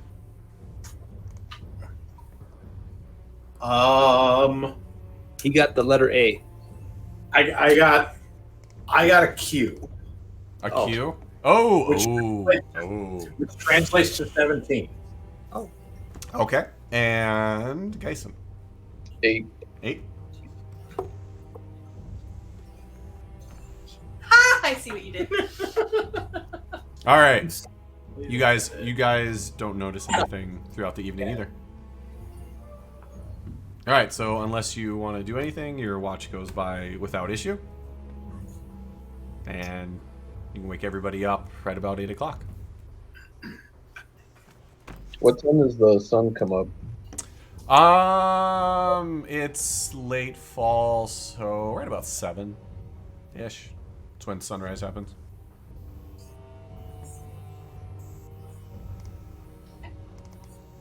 All right. So you wake everybody up. Anything you guys want to do before you continue forward? I don't know, man. I had some really ferrety dreams, man. I swear, they just like scritching in and out everywhere. Ferrets now. Ferrets, weasels, you know. It's the musk smell from their trail. It gets stuck in the back of your throat. It's real gross. It must have, because I really need to ferret out these images. It's just problematic. How about you ferret out that trail and off we go? All right, let's see how I do today. All right. Yep. Survival check with advantage. Oh, well, except my first one was a 20 again, so we're gonna go with 24 and fuck that advantage. Roll again, maybe. Never fuck the advantage. Always appreciate it. I guess it's Yeah, true. Advantage, don't- I love you. I just don't need you. So put yourself on hold. A big, warm, hugging hold. I can't believe you said it. Yeah. All right. So you again are follow tracks fairly easily. It is a little easier now that it is light outside, and you do hear normal woodland creatures, birds singing. You see like deer off in the distance, and you follow it. Are you gonna follow it for any specific amount of time, or? Captain? Till Captain tells me to stop. All right. Bill, you are muted. Until we find something interesting. Okay. All right, then you continue to follow it. Then right about 5 or 6 o'clock in the evening, you notice that you continue to see the basilisk spine come closer and closer as you travel, and as you end up getting within a few miles of it, you notice that you begin to smell sulfur in the air. The grass starts to go brown, and you notice that it has started to die, and all the few trees you see are dead. As you come closer and closer to it, there seems to be less and less vegetation around this area, and that sulfur smell just increases, as does just the general heat. You just notice it getting warmer as you come closer and closer to the beginning of the mountain. All right, then when you're finally, I would say about 7 o'clock in the evening, as the sun begins to set, is when you get within a mile of the base of this mountain. And let's see, thrusting from the earth like a colossal tooth stands a bleak, blackened volcano. Slow-moving, roping lava flow surrounds the front of it, around the base, blocking most passages.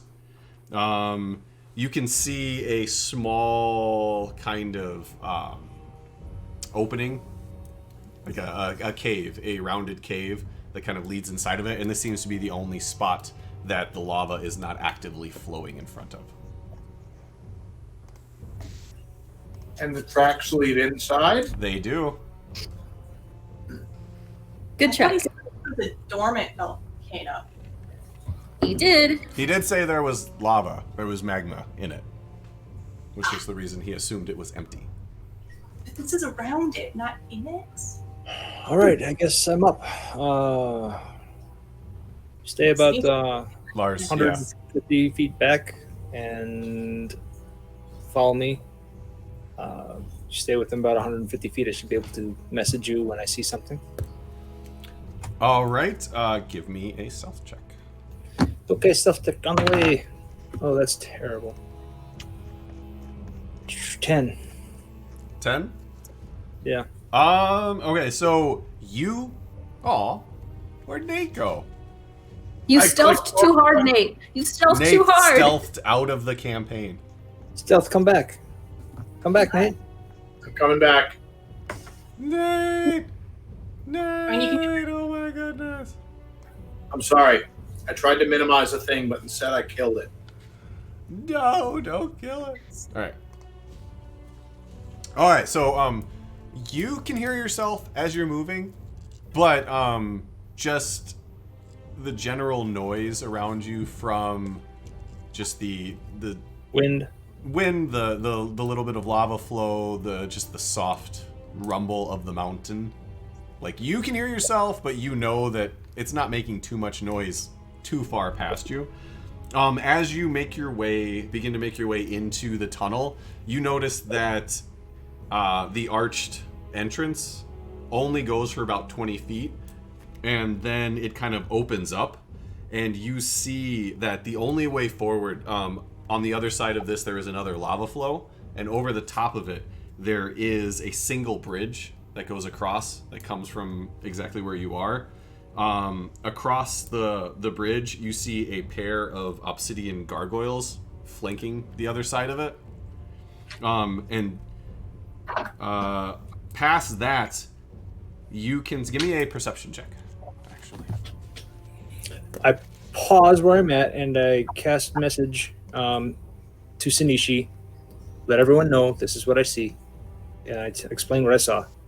All right. And then I roll my perception and get a 14. 14?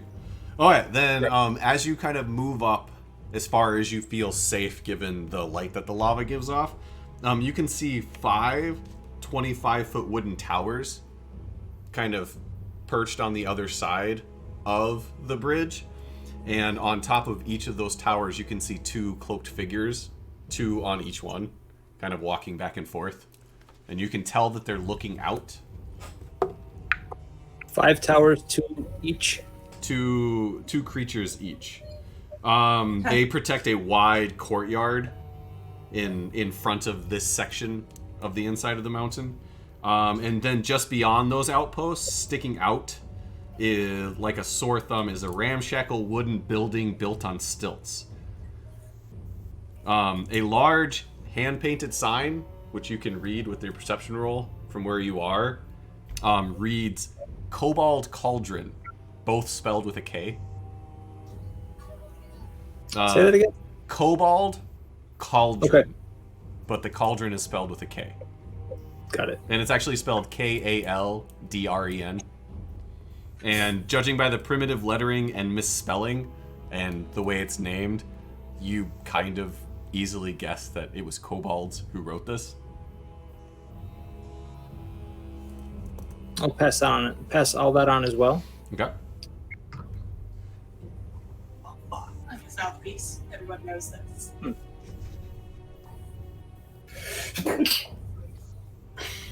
Bless you. Thank you. Sinishi, talk amongst yourselves and see if anyone has any ideas how they want to proceed. You can respond to this message. So, guys, sounds like we got 10 centuries, different towers, blocking this courtyard. Captain wants to know how we think we should proceed. Discuss? How many towers were there again? 5 towers. 5 towers, 10 centuries. So 2 2 each. century, all right. And since we can see all of the towers, my battle abilities are telling me that they would be able to see us take out one. That I've they got a can great see- idea. Geisen uses his illusion magic to make us look like a giant weasel, and then we just walk in the front door. I mean, Kobold? we could do something kind of like that. Because it's like the Aldrin thing. Yeah, Icky's on with that. Although what I'm envisioning is that we disguise ourselves as monks, like the monks from Monty Python and the Holy Grail, and hit I've ourselves. never seen this play. Yeah.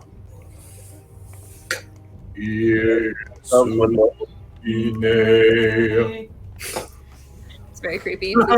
Very. I'm so ready for this. But yeah, no, I like legit. I think that I think just disguising ourselves and walking in the front door isn't a bad idea. Now, if they're not expecting some random weasel or group of monks to walk in, maybe we'd be in trouble. But With my perception checks, would I have noticed if the tracks were pressure leading to the cave versus coming out of the cave? Or since that wasn't really my focus and I was just focusing on getting there, would I not necessarily have noticed if there were pressure? You would have noticed, not because of pressure, but because of the creatures pulling at footfall and the direction and where they were in relation to the cart, and you would have noticed that it was coming and going. Okay, but I couldn't tell which one was most recent. No. Okay. Yeah, I couldn't honestly tell you if they're expecting anybody. It seems to me it would be, if we're going to go for a disguise as opposed to murder, get your head on, I think it would be better to go in as monks as opposed to a weasel, just because monks can talk, monks don't go into a stable, and possibly a breeding program. That doesn't sound. No. That's fantastic. We don't have any red robes, and I just want you to know, Sunichi, I would prefer the murder path, but it's been a long time since I've climbed a single tower to kill people. I'm not sure I could do 5. We happen to know we have a mage with a fabulous fireball. And these are wooden towers. if we could have him grease a path between each tower, and then just set one common point on fire that will set them all ablaze. That could be But great. that seems like a really great way to draw unnecessary attention to ourselves. Well, or we put a blast over here on this side while we sneak in around this side. Distraction. Battle tactics. But what do I know? I'm just a soldier. Tarnan, hearing none of this because he's far away, finally comes up with his own plan and says, "Oh, Sinishi, I have an idea." Oh, good, because I think we don't. Okay. Guys, he's got something. We're gonna do get help. Guys, we're Get gonna help. get help. No. We're gonna do get help. Help? I'm gonna yell. I'm gonna make myself look like a monk, and I'm gonna say help, help, and I'm gonna fall outside the edge and hopefully draw them out of their towers and towards you guys. At which point, you will lay into them. I'm sure Geralda will love this part. Lay into them, destroy them, save 1 or 2 alive. I promise not to torture, maim, or destroy them, but we'll ask questions. If we could try to possibly preserve a robe or 2. You can respond to the message.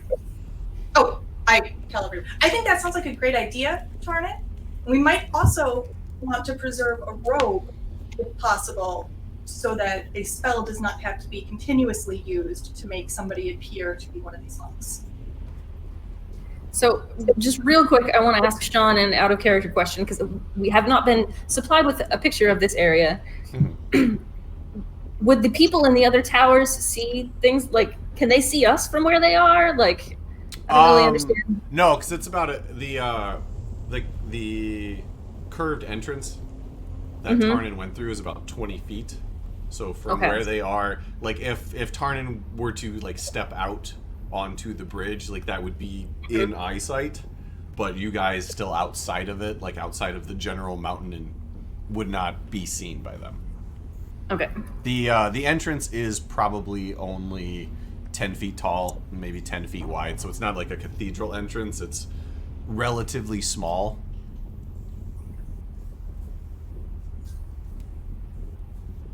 Okay. I need a moment. I finally heard back from my mom, so I'll be back. Continue as you were. Kind of Something like that. that. Yeah, something like that. Let me see what it. Hold on a second. Let me just double check. 5 hours of work. All right. Actually, while I'm doing this, Tarnin, can you give me a wisdom Coin hiss. One silver wisdom piece. saving throw? Oh, damn it. Oh. Wisdom saving throw. I just roll a d20 and do what? You add your wisdom saving throw. If you look under saving throws. There it is. Wisdom plus 1. 16. 16? No, 16. 16? No, 16. 16? No. Yes. Yes. All right. Thank you.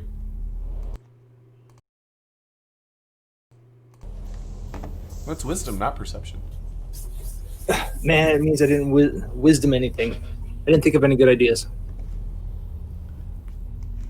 Oh, there we go. Let me get everybody. Oh, not Elevander. Yes, everybody. Yes. Oh, he's part of everybody. He's people too. He's not people. He's as much people as Icky is. Whoa. Whoa. He has more people than Ollivander. I'm sorry, it's true. Shots fired. Shots fired. However, do I need to roll anything, Sean? What's going on? You made people do a lot of rolling. No, I just I had Tarnin roll something. Let me just check something really. He's trying to kill me again. It's okay. I'm all right now. It's his job. It's my job to protect you. It's what I do. Fine. We do make a good team with you standing in front of me, and I can just throw stuff over your head. Oh, okay. Thank you. That's very helpful. I was gonna say, I don't know if you watched it the Is it? first time I showed it, but yeah, that's verified from Sean. That's approximately what it is. Verified from me. What the? And my beautiful, wonderful drawing abilities. Should have been an artist. Still can be. Never Yeah. too late. It's another type of bard. What the hell? Is it really? No, but it could be. It should be. I kind of want to play a another- bard that paints. Oh. Wait, I'm going to seduce you. It will take 8 hours and some oil paints. Give me a moment. I think I'm into this. You know what? I think I did this. Think you're like one of your Magnamari animals.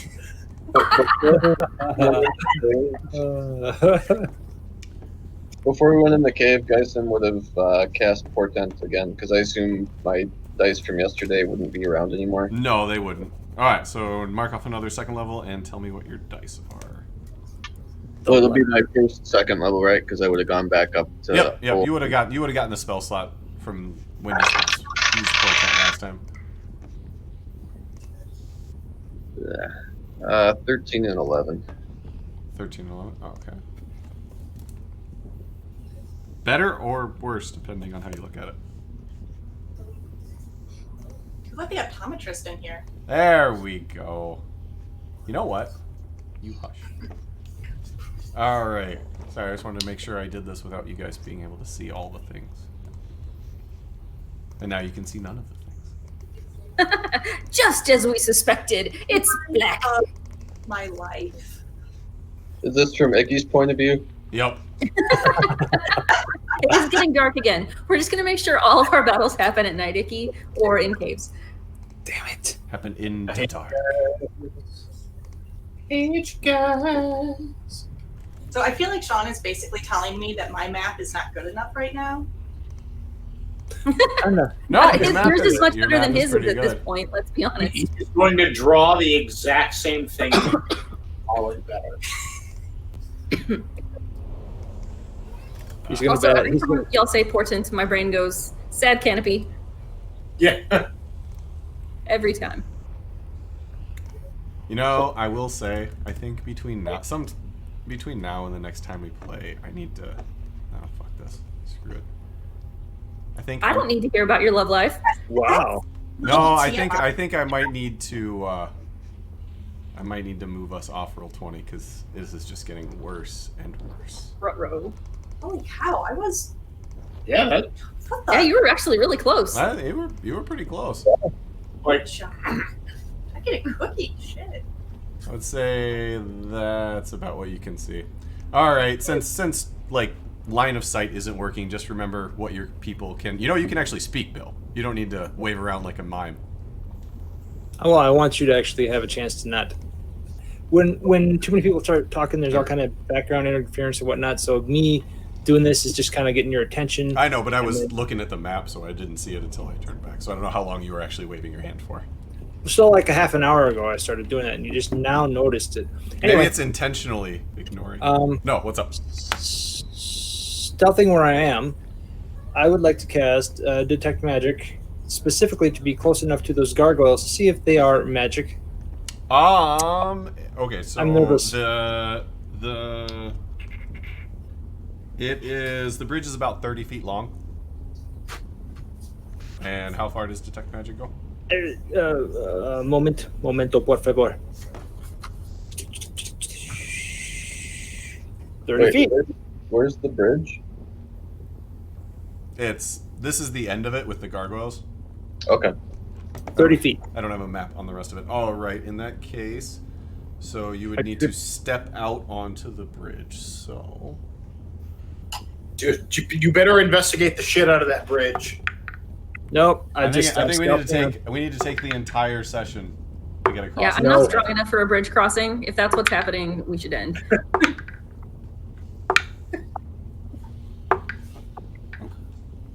No, we hit a bridge. We need to turn All around. right, what was your sneak, Bill?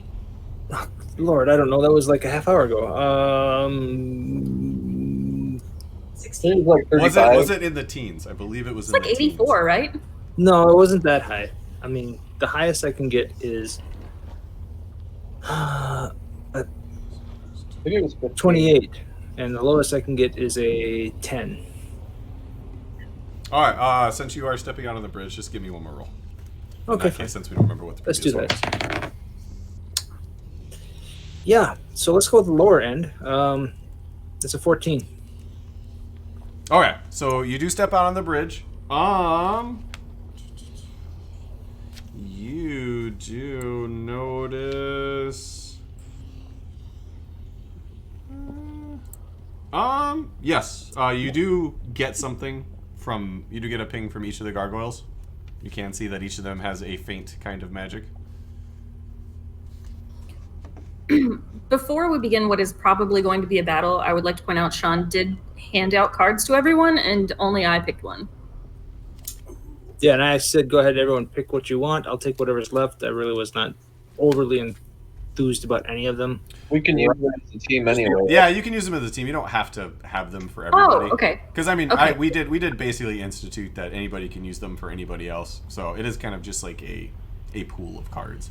Okay, good. Then I won't worry about it, because I realized I just looked to see if the sleight of hand advantage would go for the stealth, and I'm like, that's cheating. That's not great. But It's not cheating. Sleight of hand. oh no, I didn't think it would actually do No. the roll. I just meant going, aha, let's pretend we gave this card to Bill earlier. That would be cheating. No. Well, okay. All right. So as you step out on the bridge, you do catch, like I said, you do catch a faint magical from inside both of the gargoyles. What school? It would be. There we go.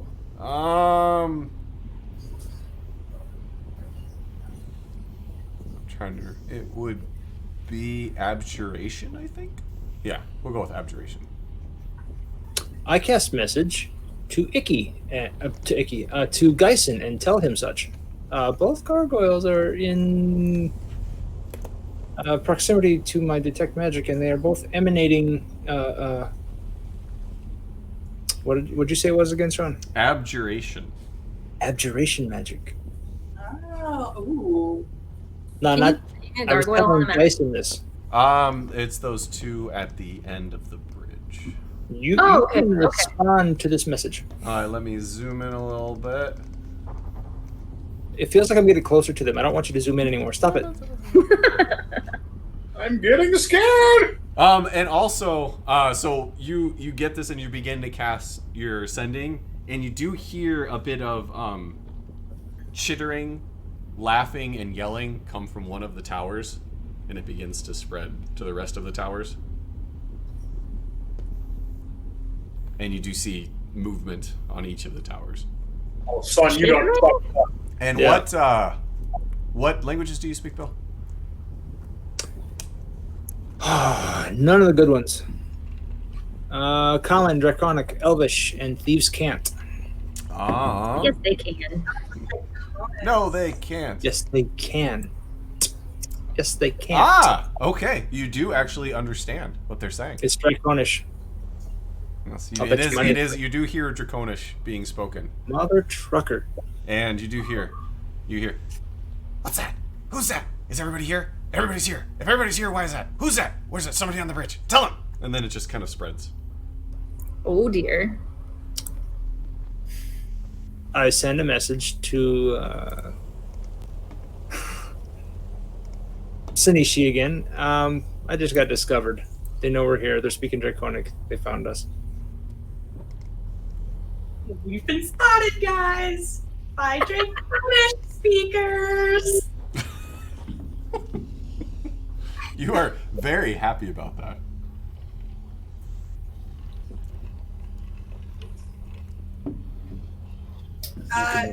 Tartan, maybe you should come back. Oh, we're not just going to charge forward and hope for the best? Okay.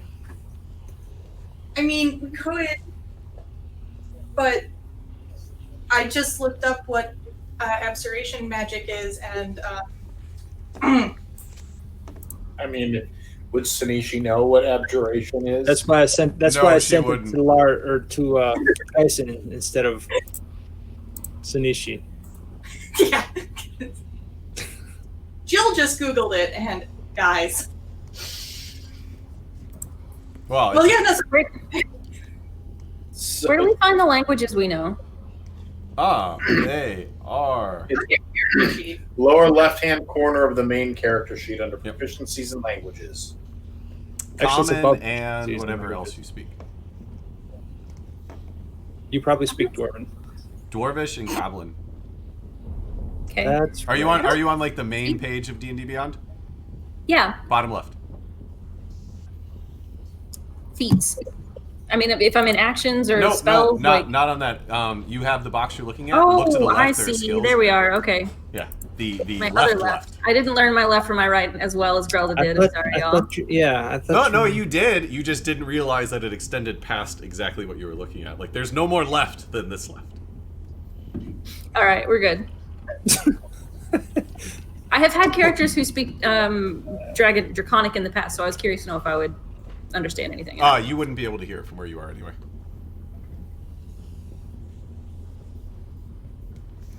Actually, does anybody? I don't think anybody else speaks Draconic except. I speak Arakokra.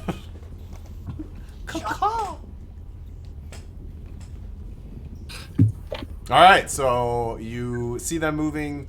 You do notice that on the top of each of these towers there seem to be a long cylinder that kind of extends out past the tower, and then you Right. see Time to go. on each one, and you see them kind of like each one kind of turn and point at the bridge.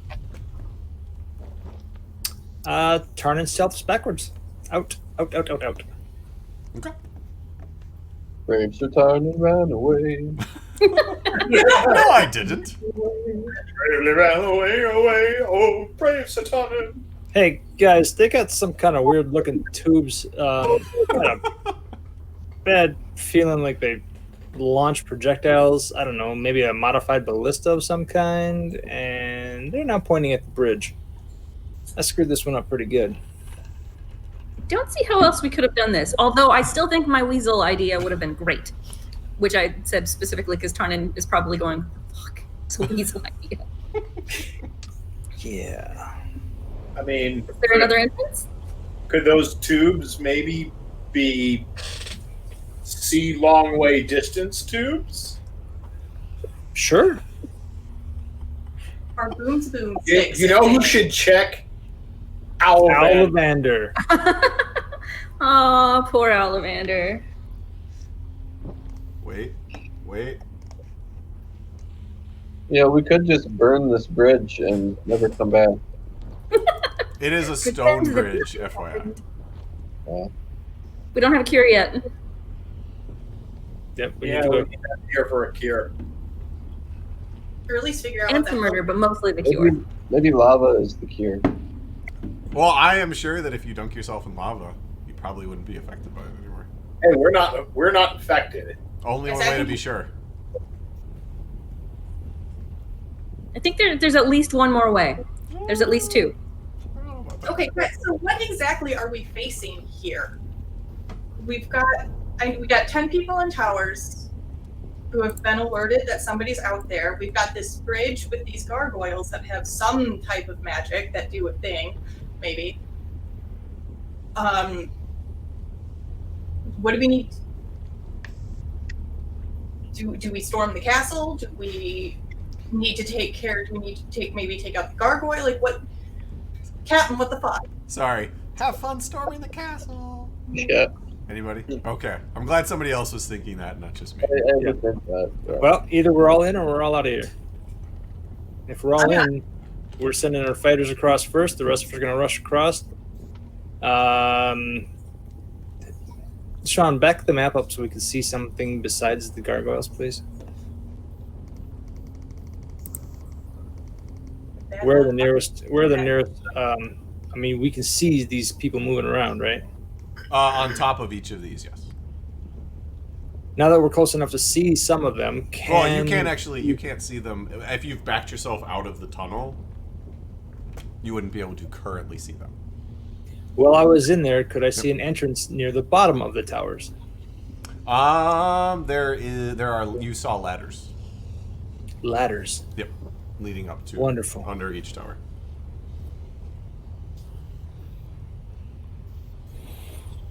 All right, so there's ladders to go up the tower. That means that Icky would be the fastest one up the tower using his wings. I could use ranged attacks. Geisen can use ranged attacks, but that basically leaves two of our members charging forward and trying to climb a ladder. I don't do so great with heights. I mean, I've had issues sleeping fences, but I will do a ladder. Try. Or we could try to burn them out. Oh, magma burns, right? Yeah, magma does burn wood. I don't think you can set magma on fire, though. It already is on fire. So, but if we redirected it, we can make them think it's like more of a natural disaster as opposed to an actual invasion. They already know somebody's here. Okay. So the longer we wait, the more they have a chance to come down and look for us and be ready for it. Geisen, you got any interesting things you'd like to throw into this mess? I could have used an illusion, but I don't know how useful that's going to be now that they know we're here. How far? Like, what are the I guess the squares are the distances. Yeah, I That can is measure it for you if you're looking for specific distances. So like the towers are quite a ways from where we're at. So Oh, from where you're at, they're probably the closest one is at least it's 55 feet. It's about 25 to 30 feet from the end of the bridge. And then they just get further away from that. 35, 45, 80, 65. So even though Geisen knows, Geisen's not concerned about this magic nullifying magic these gargoyles have at the end of this bridge. I'm concerned, but I don't know what to do with that information. Okay.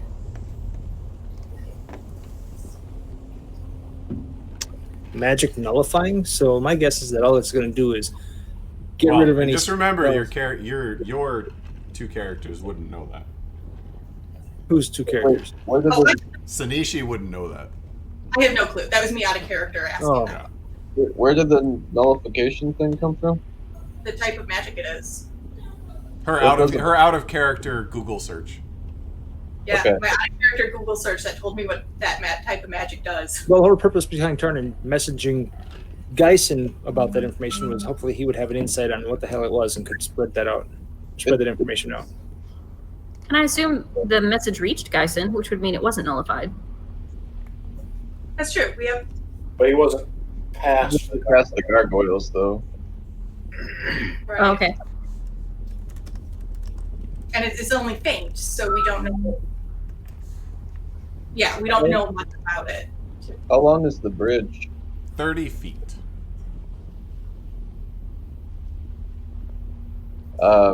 Where are we at? Are we on the other side of the bridge? We're like not quite on the bridge. No, you're outside of the bridge. You would be. Yeah, it would like you're outside of the entrance. So Okay. you're probably 10 feet away from the entrance. The entrance is 20 feet long. The bridge is 30 feet after that. We are here.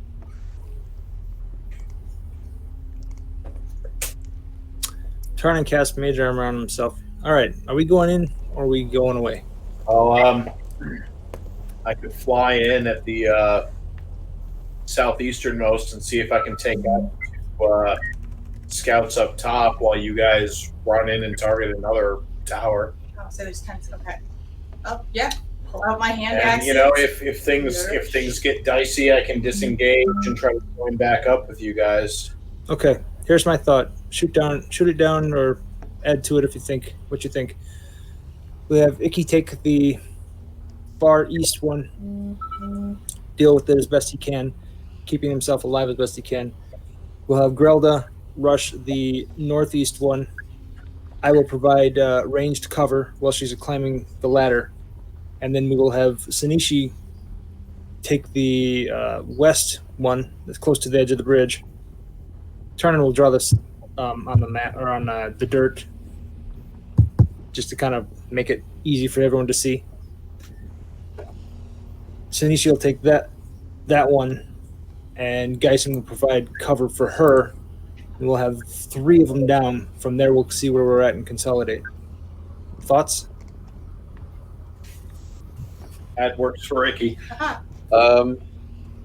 So Oh, I'm sorry.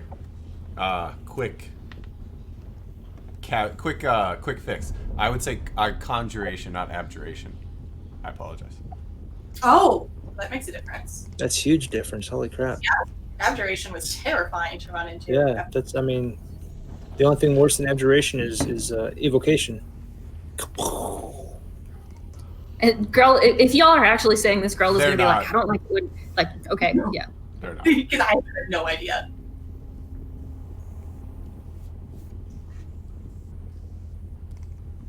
I still have no better ideas. Hearing no objections. That's One- where we go. one possibility is I could cast sleep on one of the towers and just hope that they don't have a lot of hit points. I don't think a tower can sleep. I'm pretty sure it's inanimate. I like that idea, Geisen. So how about the one furthest south? So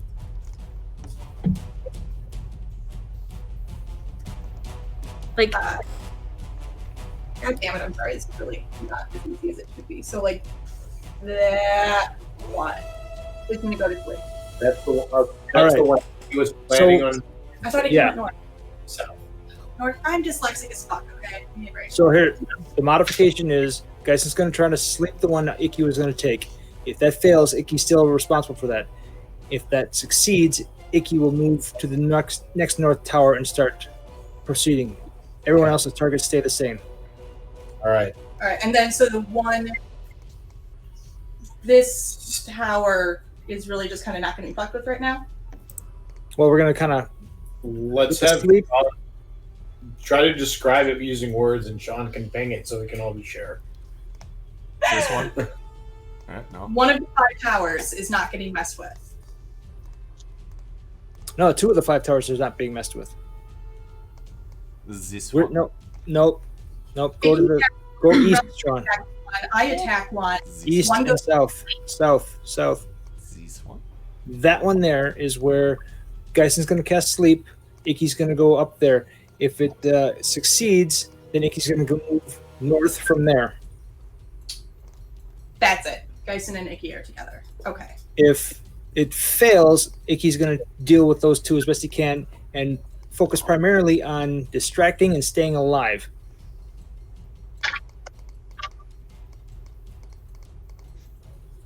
Tarnin and Grelda take the one that's north, the northmost one that we see there, Okay.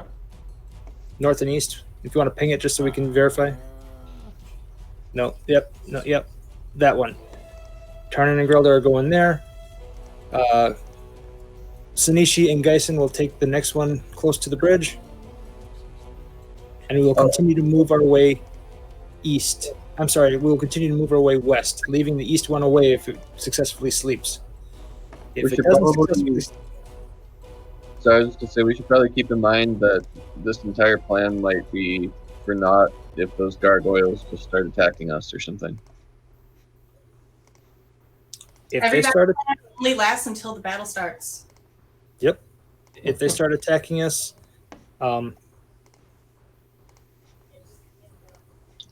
Kill them. yep. I still say we take those towers out because if we can get our two fighters up on top of those towers, they won't be able to use those, at least the nearby towers, to attack us.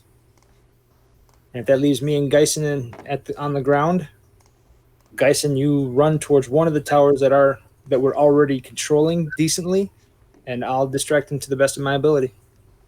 Once you're clear, I'll get out of the way, and you can light them up with whatever sparkly, pretty magics you've got. Sorry. I figured that makes me happy. There you go. Anyone opposed to this plan? I'm game. Let's do it, Kat. Do it. Geisen, you're shaking your head. I was shaking my head that I'm not opposed to this plan. Thanks for your vote of confidence, bud. It's good to have you here. Do you agree You're or the are you best. opposed? No. No. You're the best. All right. Ready, set, murder? Ready, set, murder. Ready, set, murder. Raise that murder. All right. So I'm following my Two. fighters in. do you guys want to just get started? Does anybody want to take a few minutes? Oh, I'm sure. asking because if you're gonna rush in and we're gonna start fighting, does anybody want a few minutes before we start this thing, or do you just want to get into it? What, to say a prayer or? Just get a drink, go to the bathroom. My water is pretty full, so I'm good.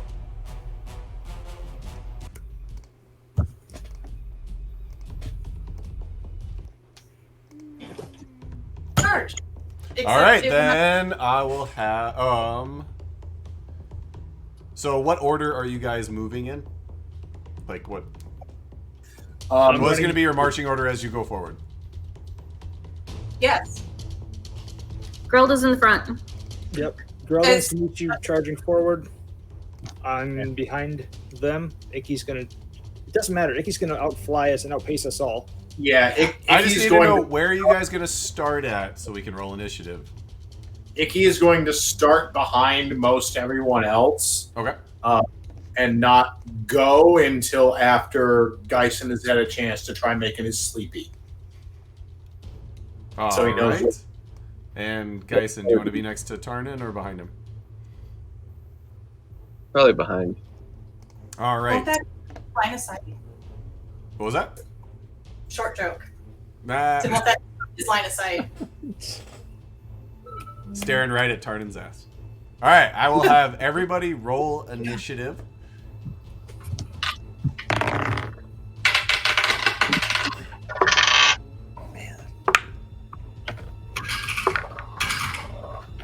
Ugh.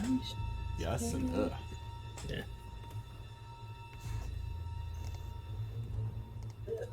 All right, Icky. 19. All right, Geisen. 26. Holy balls of sex. Grelda. 22. Good lord. Sanishi.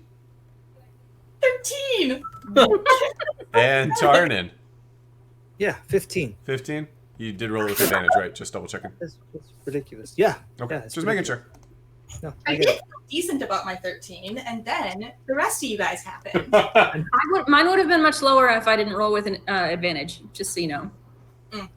All right. What the? There we go.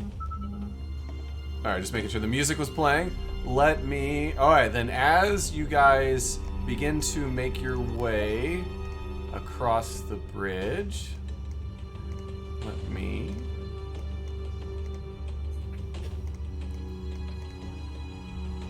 Not only do you notice the creatures that are on top of the towers, the rickety shack, you do see there are 4 similar small creatures that had come out of it. They're holding. Let me see. What are those? Those are.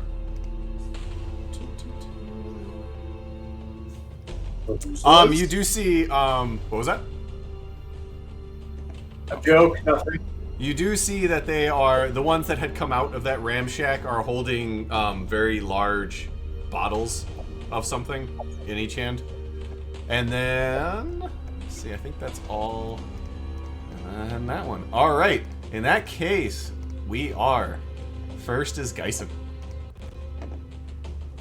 The game is afoot. You are up, sir. I'm standing in the white nothingness. That is the bridge. Okay. If you would like to draw me a quality map with a bridge, I will be happy to import it into Roll20. Jill can. She started. I mean, I can scan what I've got and send it to you. All right, we'll wait while we do that. God, no, not with our scanner, please. So from the bridge, I should be able to see the towers, right? Yes, I would say you can. Let me actually. Yes, you can. I'm gonna get rid of the lighting on the towers themselves.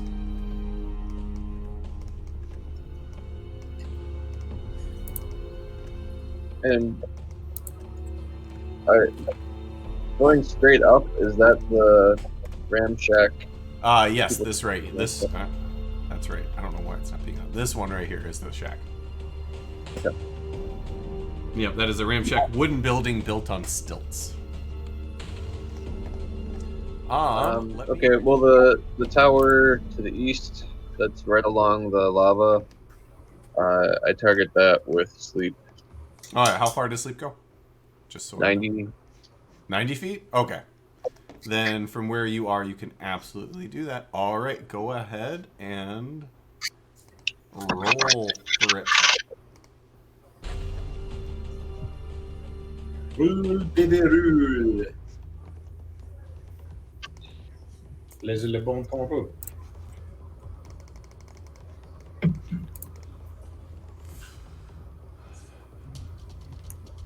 Parce que Geisen est le bon temps. You use dice to roll Lars. There it is.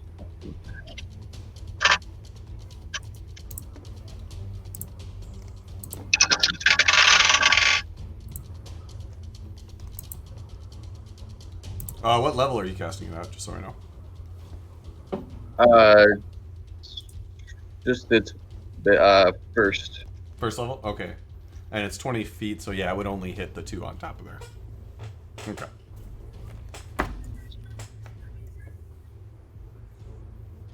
27. 27? Alright, so you put out your hand, you make the incantation, and as you're watching them, you can feel the spell energy leave you, and the 2 of them are kind of looking, they're looking right at you, the long tube is pointed at you, and then you just watch as both just drop.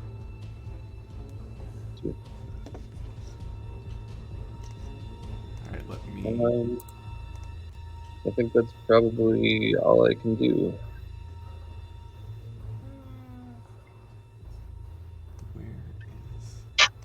Where is the sleep? In the bed? Teehee. Teehee. Teehee. Teehee.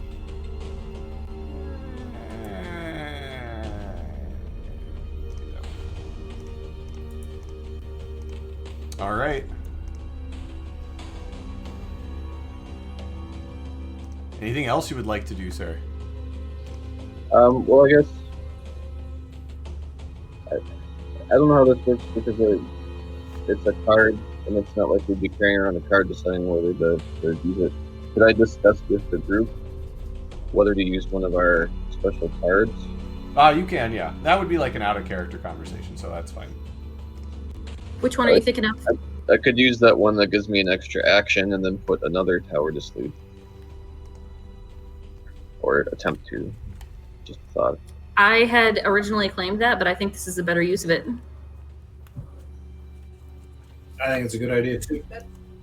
Go for it. All right, then Well, you'll you use... a tower or possibly the group of 4. That's a good idea too.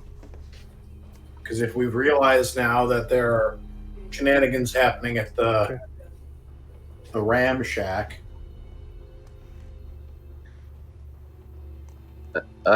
Yeah, I could try those. I mean, it only does so many hit points, so I think it'd be unlikely to put all of them to sleep, but it might put a couple of them to sleep. Well, in that case, since we don't yet know what the fuck those tubes are, it might be a good idea to put a tower to sleep, just in case it's a weapon. Icky's not being bird-brained right now. I want to imagine that it's just like a slightly more convenient version of cans with a string between them. An early megaphone, that's all it is. We're trying to That's talk what we're going to do. We cross the bridge. Go away! You're not welcome here. We don't like... Works every time.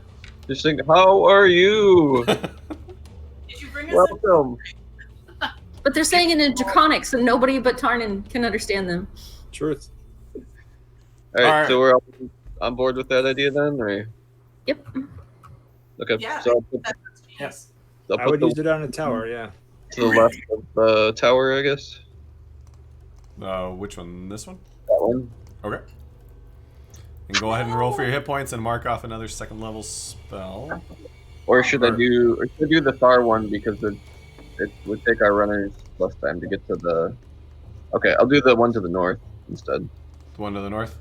That one? Yeah. Alright. The tower in the north. In the The north. one in the north.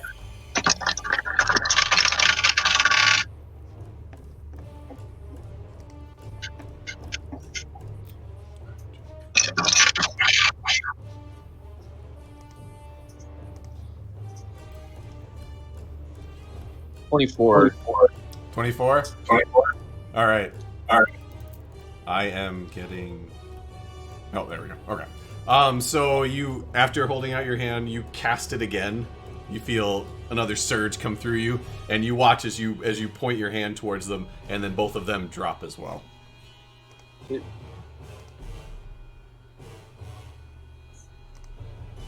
All right. Is there anything else you would like to do, good sir? Nope. That's it. In that case, Grelda, you're up. Can I yell at any time, or I have to wait for my turn?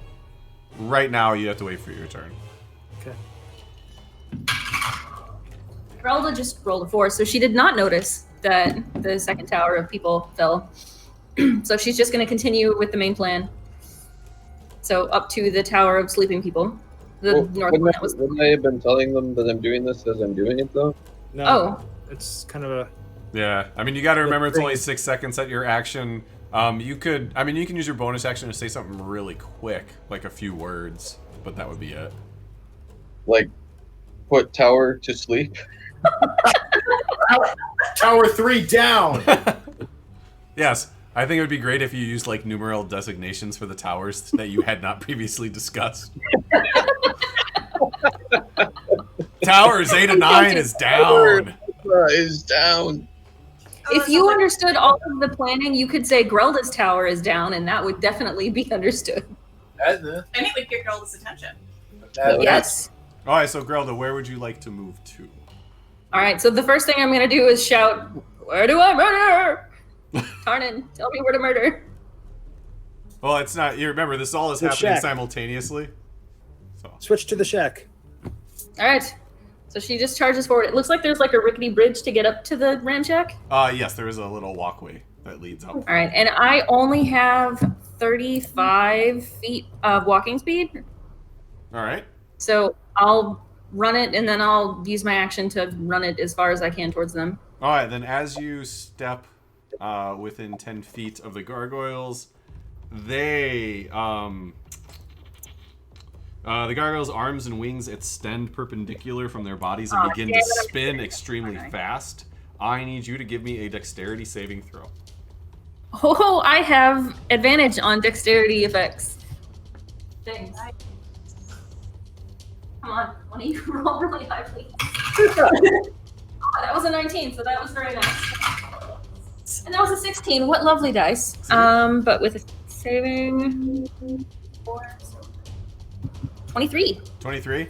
So Grelda begins to run forward, and the gargoyles' arms and wings come out like razor sharp, and they begin to spin at incredible speed right away. And you do like the Indiana Jones, just like duck and roll, like right under them, and you go right. They were between them. expecting someone taller. Yeah. So they're still spinning, but you managed to get through them. And Are they still stone, or are they like? They're still stone. They're just spinning. Was Grilda a penitent dwarf? She must have been a penitent man. That's Let's see. 10, not a man. 15, 20, 25. How far can you move? 35? 35. I would put you there. And then I could use my action to do it again. Yes. So 5, 10, 15, 20, 35. All right.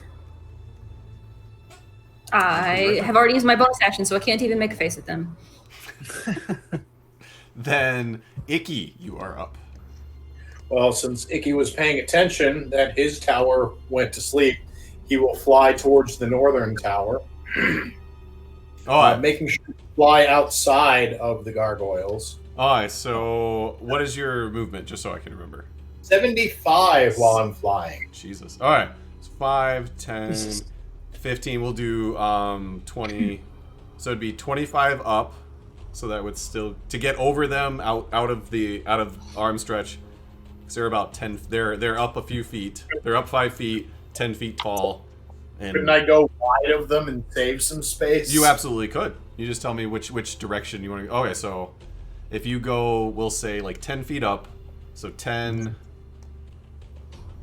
15, because I'm going to 20. go as far up as the tower level is. They are. How high did I say they were? 25 feet high. Okay. Well, so in that case, I'm going high enough to go over the garden. And then, anyway. which tower are you going for? Just so I. The one in between the two sleepy ones, the one closest to the ram shack. Actually, that one is a sleepy one. That one is a sleepy one.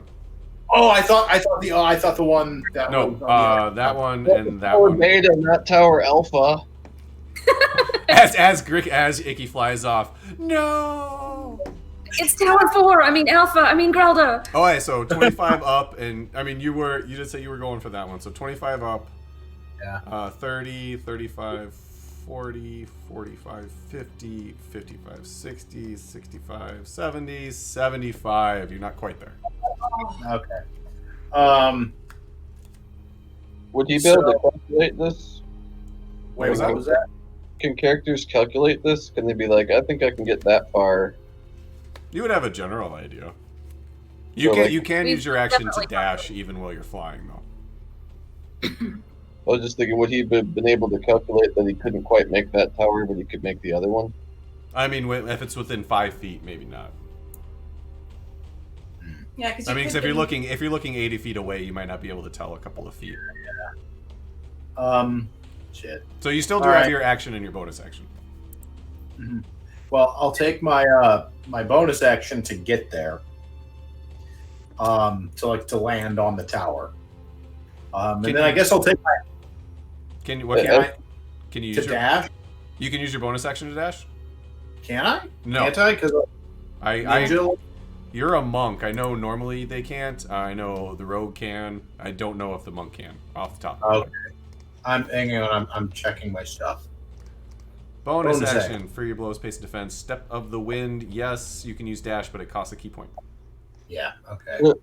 If he was on his way there, wouldn't he notice that the figures on top of the tower were collapsed on the ground? He would notice that he didn't see them as normal. Yes.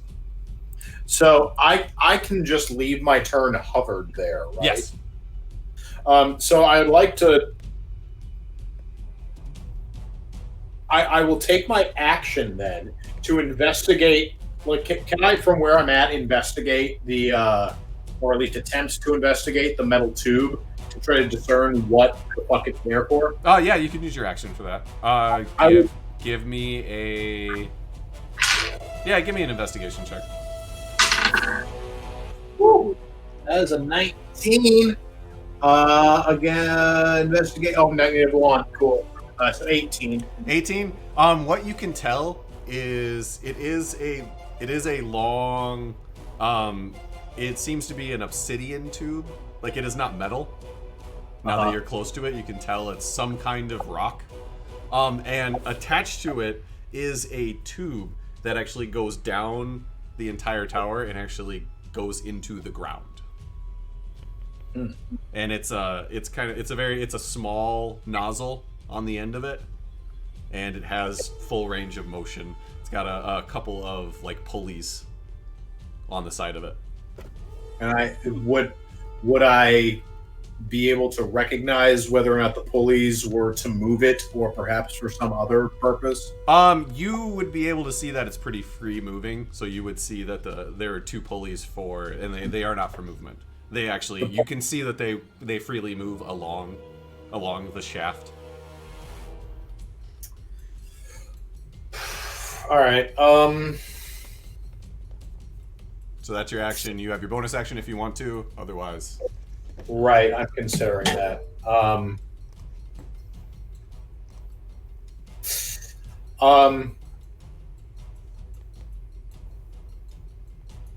No, I guess I'll hang there. But I like I'm sorry, real quick. I want to check. Yep. Oh, yeah, the creatures are there's some creatures next, and then Tarnin's after that. Just so we know. Thank you. Reaction. That's what I'm looking for. So I guess I can prep a reaction without. You don't need to even prep a reaction. A reaction you can do at any time during your turn. All right. I'm sorry, during the round, like at all. I was gonna say like during my turn. That doesn't fucking all right. But all right, cool. Well, in that case, that'll be my turn. I'll hang out there. All right, your turn's done. Then we go. All right, it is the kobolds on top of the tower's turn. So this tower right here, you hear them kind of chipping and arguing with each other, and Tarnin can hear them yell, to hear them talking about getting the ones on the bridge. So one of them is going to use their action to prime the tube, and the other one is going to use their action to fire the tube. I knew it was a boom boom stick. So, let me see, it is a 60-foot line that is 5 feet wide. So it is going to spray and hit both Tarnin and Geisen. I need both of you to make dexterity saving throws. It's not considered a spell, is it? It is not. It would be a weapon. And as you, like, one of them, you see them kind of pulling one of the levers back as they turn it, and the other one pulls the second lever, and a large jet of magma, like, it's almost, it's magma, but it also seems to be on fire as it's sprayed out. It sprays 5 feet wide and 60 feet in a straight line. So yes, I need both of you to make dexterity saving throws. And is the modifier for that just the modifier?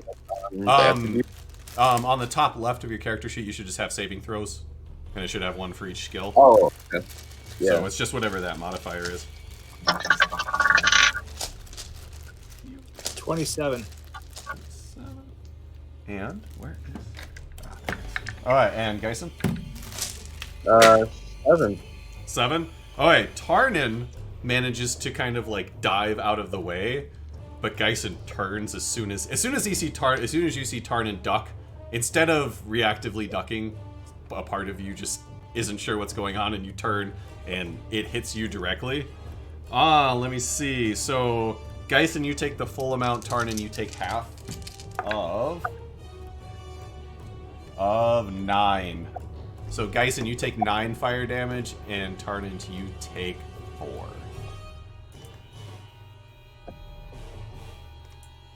Ouch. Alright, are you guys... Alright, you guys keeping track of your HP? Yep. Just so I know, because D&D Beyond has not gotten to the point where they automatically pull in HP yet. Alright, so that's them. Next... Let me measure this. Okay, then the kobolds over here, they... Oh, let me see. Come on. Oh, that's because... The ones over here, they will actually do the same thing, but aim it at Grelda. So, Grelda, I need you to make a dexterity saving throw for me. I'm surprised they're shooting it at one of their own structures, but maybe they're not real smart. They're not really smart. Yeah, based on that spelling. Like, Oh, I'm glad I've got advantage. 21. 21. All right, you succeed. You managed to... Oh, come on. You managed to dive forward and out of the way. Let me see, Geisen. I'm just going to have you dive right there. All right, so you do end up taking 5, 9, 10, 11. You do take 5 fire damage. And that section of the stairs just ignites and then burns away.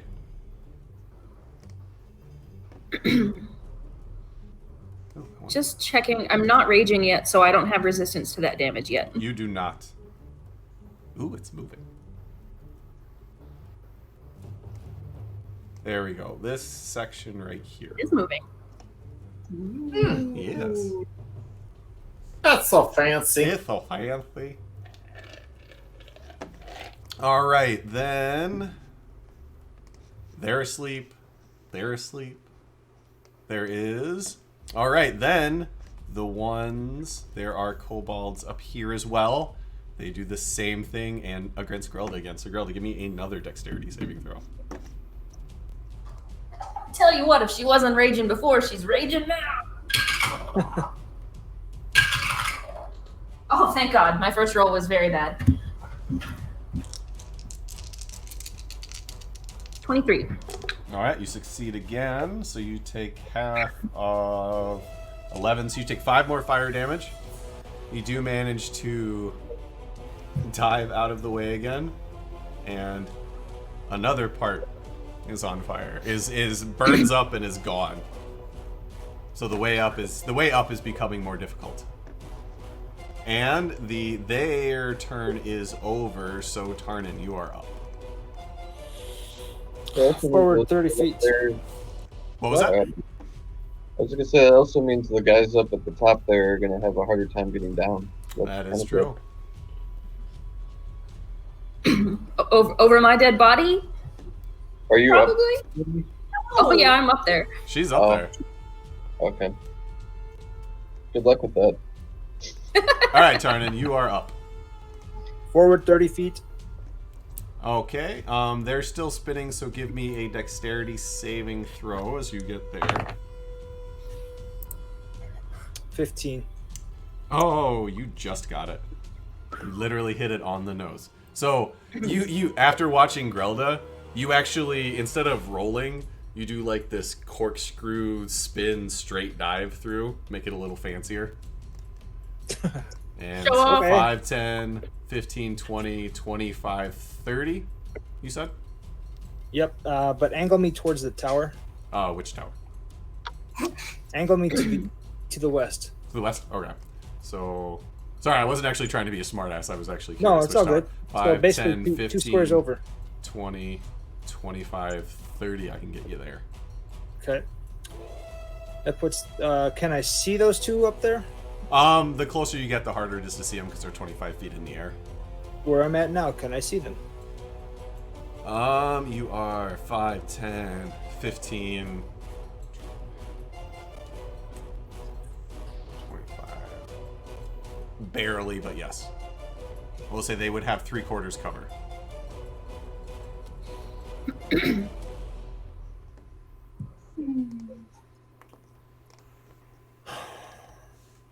Just because of the angle you're at. How far am I from them? 5. 10. 15 feet. You're 15 feet So from if them, and they're 25 feet up, but they're not Okay, very tall so- creatures. If I back up, knowing that as I get closer, they're going to be harder for me to see, does that remove some of their three? Does that remove their 3/4 cover? Not really, because they're very short. I would say if you went back over here, I would take it back down, not to total cover, but to All right, stop. Tell me about the guys up on the shack. How much cover do they have? That's a flat shack, right? No, yep, that is probably knee high to them. It's knee high. So even if I get closer, they're going to be open. Yes. I will use my bonus action to dash and go up towards those 4. 30 feet. Can I still see them? Yes. Okay. From there, the one closest to me is going to get attacked first. Okay. I am using twins flight daggers. What a surprise! I know. I'm like, are we waiting for you? Do we have to call the paramedics? Are you having a heart attack? Okay. I might not survive. Yeah. Oh, that's terrible. Wow. Terrible. 15? 15? Even with Well, I mean- advantage? Yeah. Alright, you still hit. Oh, good. Okay. So it's 2 of these, 1 of these, and a partridge and a pear tree. 6, 9, 10, 11, and 6 is 17. 17? Yeah. Alright, so they're all turned facing Grelda, like yelling excitedly every time a spew of flame comes in her general directions. They're not looking at you, so you walk forward, you chuck one of the daggers, and it sticks right in the base of its skull, and the creature just like drops. And as it drops, you hear bottles break, and the 2 bottles it was holding, like, they break, and the liquid like splashes on the creature's dead body, and it's just laying on the ground. Okay. I will use the second half of that attack because I was successful without advantage to attack the next one close to me. Alright. That's much better. 17 and 9 is well over 20. That hits. Okay. Don't get those, but I get this and this. 3 and 6 is 9. 9. You follow that 9. up with another dagger, and after that one fell and dropped, the second one kind of turns and looks at him, and you manage to catch him right in the front of the throat, and it kind of goes through his entire throat, and he drops straight down, but again, the bottles break and the liquid like soaks him, so they're both soaked in whatever liquid was in the bottles they were holding. Are they Here it also is. dead, or They are are they both dead. just? They are Okay, both alright. dead. They have dropped to the ground, and they are no longer moving. I mean, after the ground no longer moving before, but you call it wow. And then Tarnan, as the end of his turn comes about, he says, Grelda finished those 2. Icky, get the next tower. Alright, then Sanishi, your turn. As if I don't exist. I pout. No. I use my action to sit on the ground and pout. I'm gonna go towards. I got a movement of 30, and I'm gonna move towards the tower that I was assigned. The Is it the northwest one? yes, That one? Alright. Then give me a dexterity saving throw as the gargoyles are still spinning. Hurts. That guy has been treating me really well, and you just ruined it. Fuck. I can roll a natural 1. Oh, all right. There's not a critical fail on skill checks or saving throws. Well, So it holds a grand total of 2. I'm using this one from now on. Yeah, that dice can go to shit. So, after watching Grelda do the roll and Tarnin do this really sweet, spinny flip, you try and roll and spin at the same time, and you end up actually like cartwheeling. Instead of going down, your whole body just goes right through them. So you take the full brunt of the damage, which is...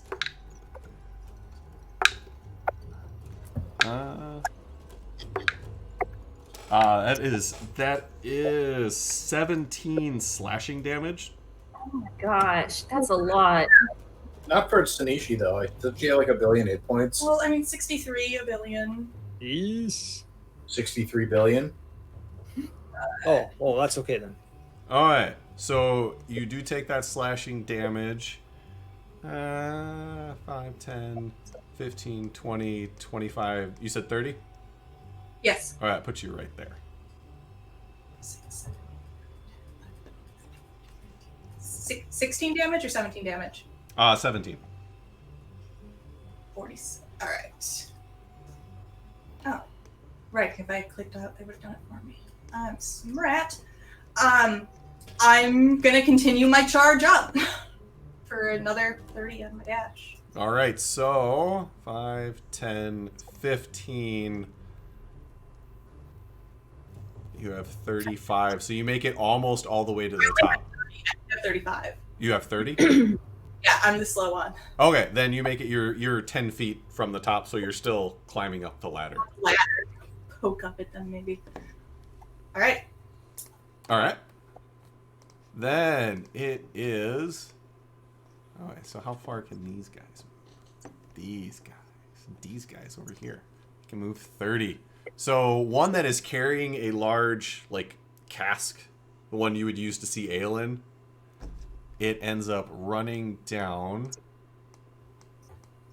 to there, and it. I do not like this.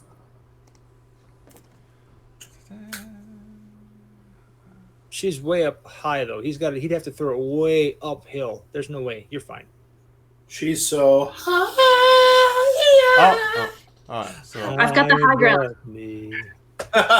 Don't try it, Anakin. 25. I've got the You're high gonna go ground.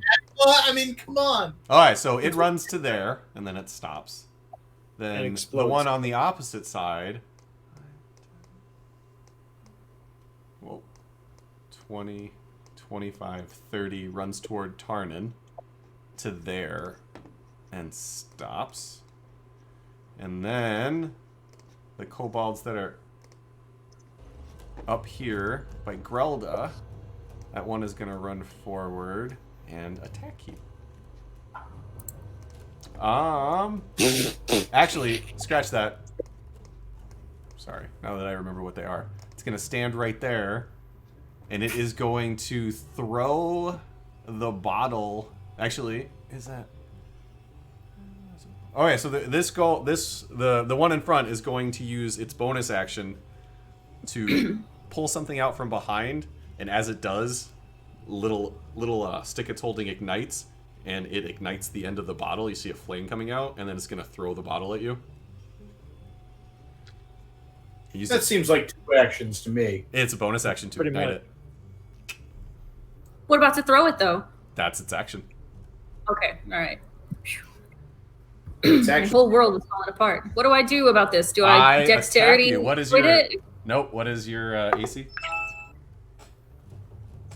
A lot. 19. 19. Oh.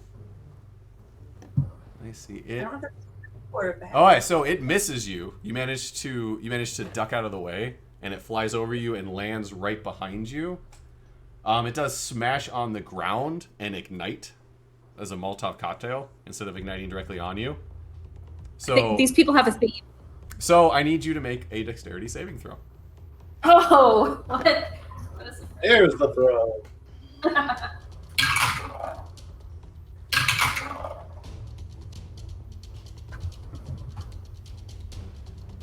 Only 12 this time. 12? Oh, you did fail that then. That's All right. not very Cleopatra or Joan of Arc. I want to know how long you're going to keep this going. Sticking with the theme. All right, then you do take 5 fire damage, and you are like ignited, so some of your clothes have actually caught fire. So at the start of your next turn, you're going to take another 1d4 damage, just so you know. All right, then the one behind that is going to do the exact same thing. It's going to light its Molotov cocktail and throw it at you. Roll a 1, hit his buddy. Yeah, I was just thinking the same thing. What is your armor class again?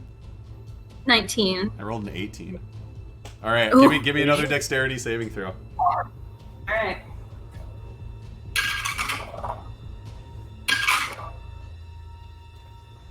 $18. 18? All right, for that one, you do manage to move out of the way of the explosion. So that one does not catch you. Does that move me forward a bit, or does that not really have? I don't know how that works. I'll say no. This Okay. time you just managed to move out of the way, and we are back up to Geisen. So when the tower that was closest shot the lava out, Yes. would guys have like noticed kind of how they did that? I mean he would have seen that the lava came out of the tube. But would he have noticed like what the kobolds were doing to cause it to come out? I mean, yeah, I would say so. They're not keeping it a secret. They're not hiding what they're doing. So, I mean, I'd say you saw one pull one lever and one pull the other, and then it sprayed out. Okay.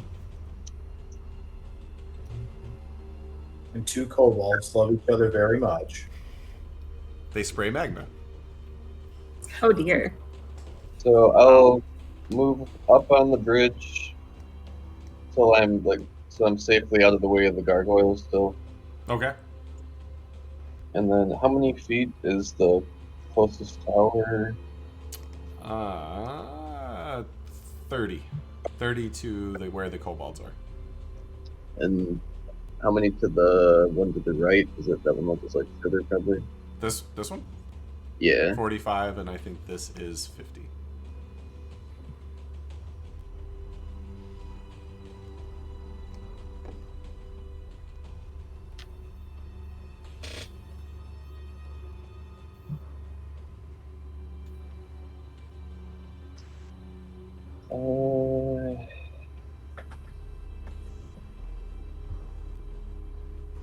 Well, I guess.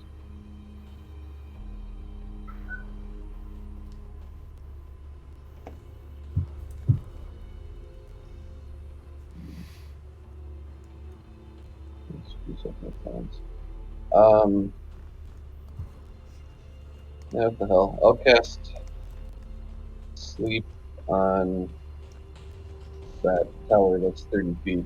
Alright, the one that Sinishi's climbing up. That's a work before. Oh wait, she's I am on. still affect her. Let me. But they'll get to move again before you That's and true. to fire their magma. Not at me. Not you. It just says creatures within 20 feet. It does not specify they have to be enemies, so you have no control over who it hits and who it doesn't. But could I pick a spot above them? So that the 20 feet would just envelop them? Yes, you could. Trixie. You could pick a spot higher because you would know how the spell works. Grelda, you're next, by the way. You can do that. Okay, Alright. I will do that. All right, mark that off and roll for hit points. Mark at 0.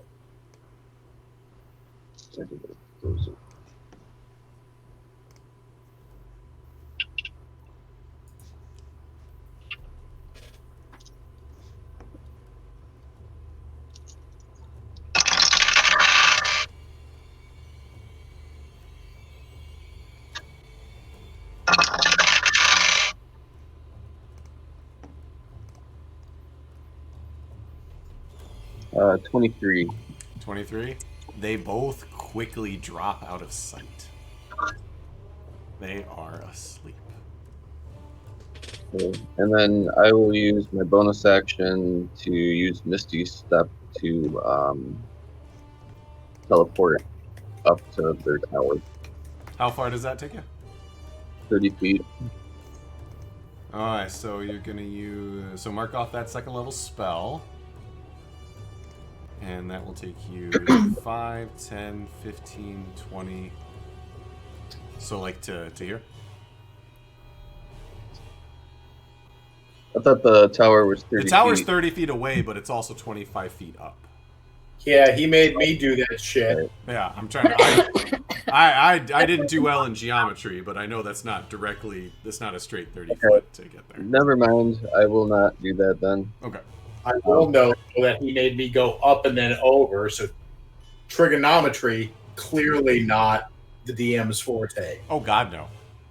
Is there- Algebra was the last math class that I did well at. Everything above that's been a struggle.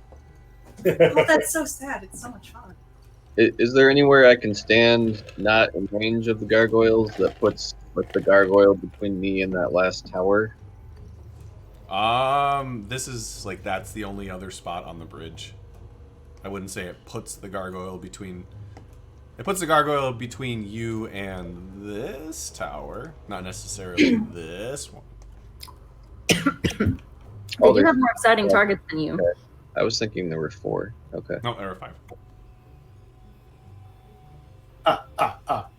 Five.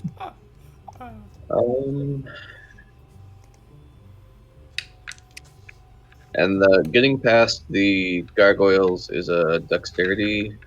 Dexterity saving throw. Yep. Yeah, I'm not great at that.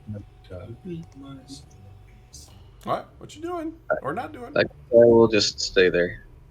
All right, then Grelda, you're up. You said I take 1d4 damage. 1d4 damage at the start of your turn, so 2 more damage. Okay.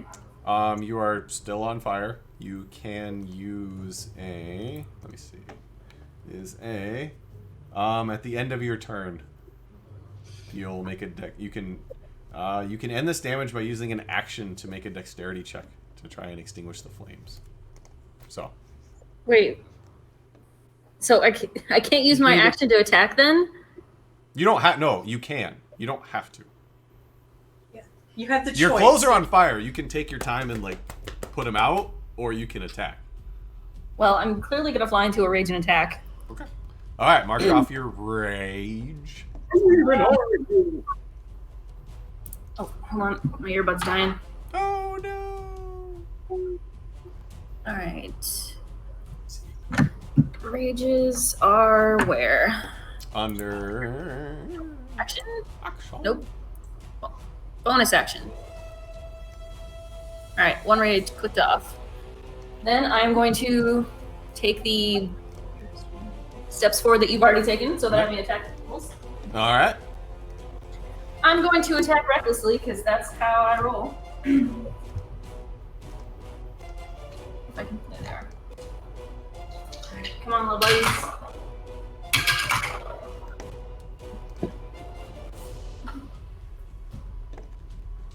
$18. Oh, that definitely hits. Okay.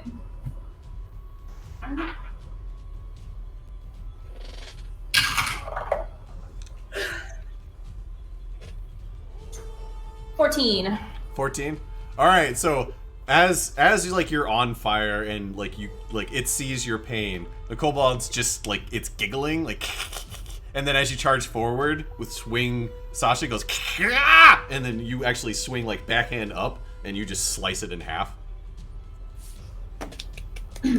So I don't even know which, like, I have 2 attacks per turn, but also when I kill a thing, I get a new melee attack. So I think I'm going to do when I kill a thing, I get a new melee attack? I believe so, because that is, let me just double check. What does it say exactly? I have a bear next to it that I drew, so it's got to be bear related. Yes. Combat, vision, dark, I'm weapon master. That's it. Great weapon. Wait. No. Yeah, yep.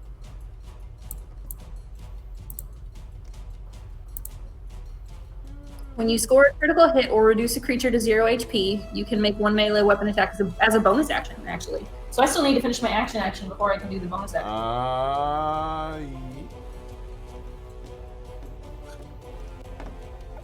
Yes, that's fine. I'm trying to think of how, because you can make another attack as a bonus action. You can move between your 2 attacks. See, So she should be able to choose. I would say that it lets you use it as a bonus action, but you would need to do it before you moved again. Let me read that. Sorry, I'm just trying to, because however we do it, that's how I want to do it going forward. So I just want to make sure we hit it right. It does say, it says as a bonus action, and I haven't even finished my action yet. No, but I also don't think. Well, you know what? You can do it as a bonus action.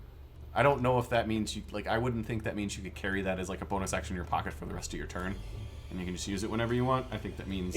Well, Sean, think about it. If she killed the one in front of her, what good is a bonus action if she can't move to use a bonus action? Well, it depends on if there are other creatures around her. So that's. I'll let you, because in the same way that you can make 2 attacks and move in between them, I'll let you continue your movement and then use your bonus attack and then let you continue your main attack. If you read something between now and the next session that invalidates that, we will. But that's how we'll do it for the rest of this right now. All right, I'm gonna tippy toe up to the next one. All right. Please imagine cartoon. So I'm up there. Already there. Tippy toes imagined. Tippy toes imagined and smiling the whole way. Oh, you guys! I rolled a 1 and a 20. Oh, damn. Take the 20. Yeah, take the 20. I think I'm gonna take the 20. Okay, I mean, I'd take the 20. Just because I want to know what it says. I was very worried because the first roll was the 1. It says maximum damage. It died. Yeah, he just folded like a. There's like pieces. Sad. And you have a. It says you get advantage on any skill or attack roll, so you basically have an inspiration for you. So I don't know if you want to mark that down. And how long does that last? The game. Like, just for this session, or? No, I would say it's permanent. So you get advantage on any skill or attack roll, because I don't think I've made time limits for like the bonuses for the critical hits. Okay.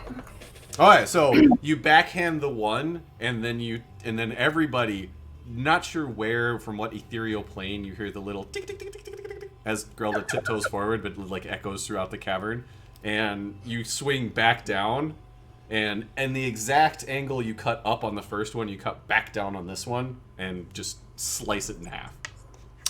Twinsies.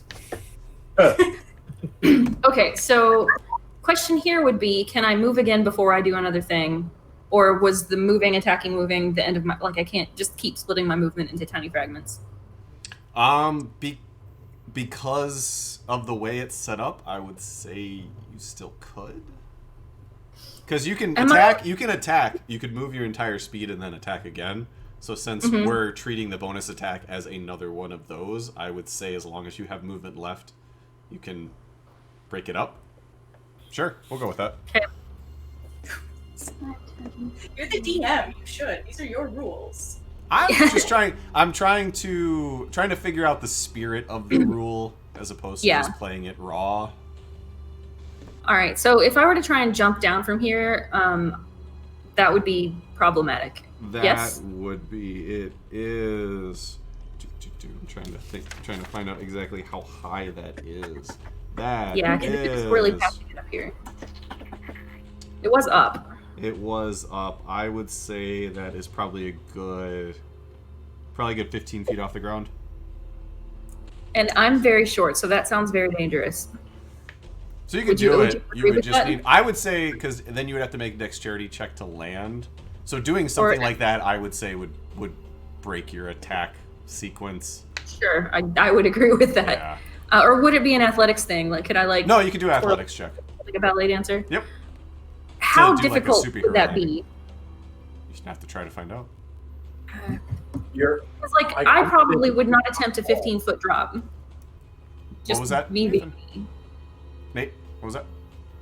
I said if you just tucks and rolls, it's a well-known fact that if you just tuck and roll at the right moment, you can mitigate any and all falling damage.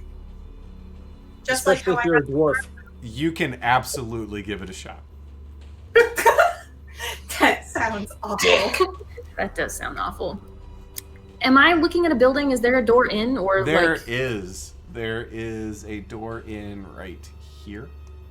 All right, then before I jump down, I'm gonna make sure there aren't going to be any more enemies that crawl out of there. So I will go in the door. I would say you used your attack. You used your action and your bonus action, so I would say you don't have anything to open the door right with. Your bonus action was for that extra Okay, yeah. attack, and you're. Can I attack the door? You could. You could swing at the door, absolutely. I wouldn't make it through the door afterwards. No, but But you might see what's inside. you the can room. absolutely attempt to attack the door. That could be your, like you're kicking the door open. The problem is that these goblins are going to shoot me with fire beams, which is going to destroy every chance we have of looking in the door, and also any chance of getting back up here. Icky can fly. What are you gonna do? Icky can fly. Icky What are can you fly. gonna do, Grelda? What What are you girl gonna do? that? I'm gonna attack the stupid door. I'm a dwarf. Alright. What can I do?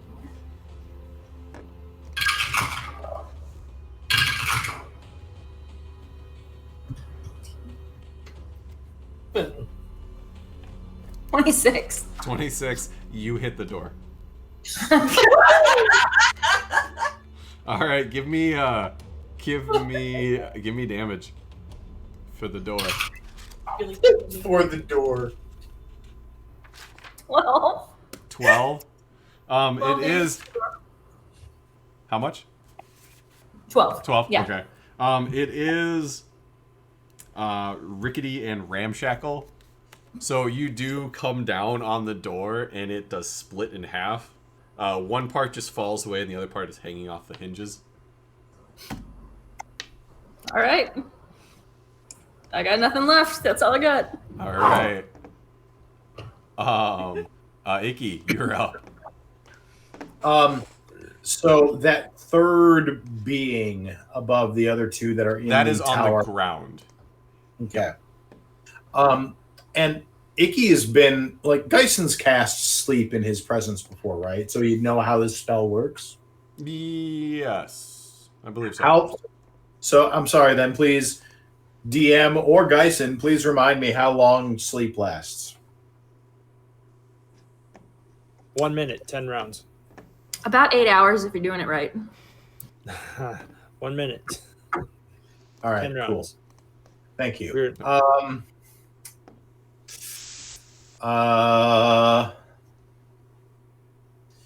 Let me. I'm doing some quick geometry here. A, B, C, G, Q, R, Please V. stop. Find X. Find X. Could I reach the northernmost tower that is west of Grelda, like directly west of Grelda? 10, 15, Could you use your magic 30, DM 40, color? 60, 65, 70, 75. Not in a single move. All right, but so as the Icky flies, I could not make that. No. Yeah, because he's already up, so it would just be. Alright. They would be a straight across, but you are about 70. You are about 75 to 80 feet away. Okay. Because if it's 75, I can make it. I'm sorry, you are 5, 10, 15, 20, 25, 30. If only you had a 50, tool 55, that could actually 60, measure that 65, for 70. you. Yeah, but Right? it counts total distance. It doesn't count squares. I don't think you make it. 50, 55, 60, 65, 70, 75. Nope. You are one or two. You are one square away from maybe being able to land on the edge. Okay. He can attack from the air though, right? Don't you have like a javelin or something? I do, but it's much less effective than my claw. Gotcha.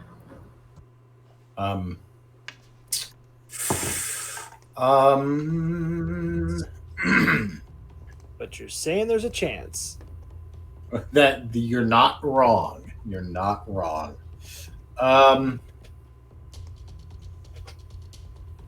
Shit. This is a tough What call. you gonna do? What you gonna do? Act a fool. Oh, hi, tiny butt. Oh, that's pretty. Oh.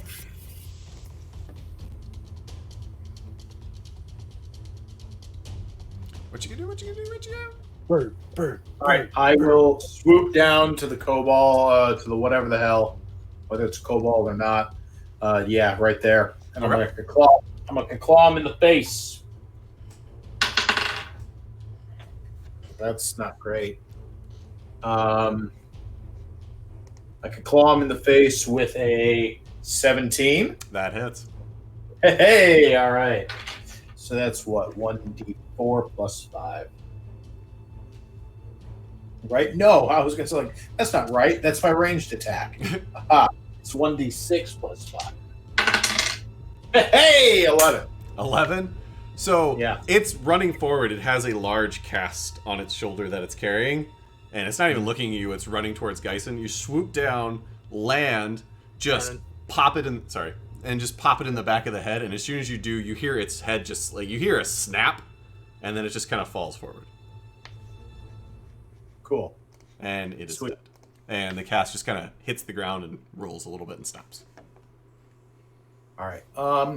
So I have, so I'm on the ground now, Yep. but I have movement yet, right? Yep, I would, because you came down 25, 30, 35, 40 feet. So you've got 35 feet left. All right. I will,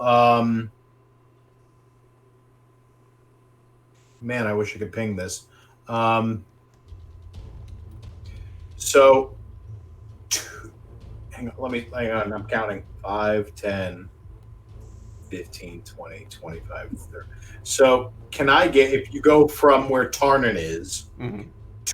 2 squares west and 3 squares south? 30. 5, 10.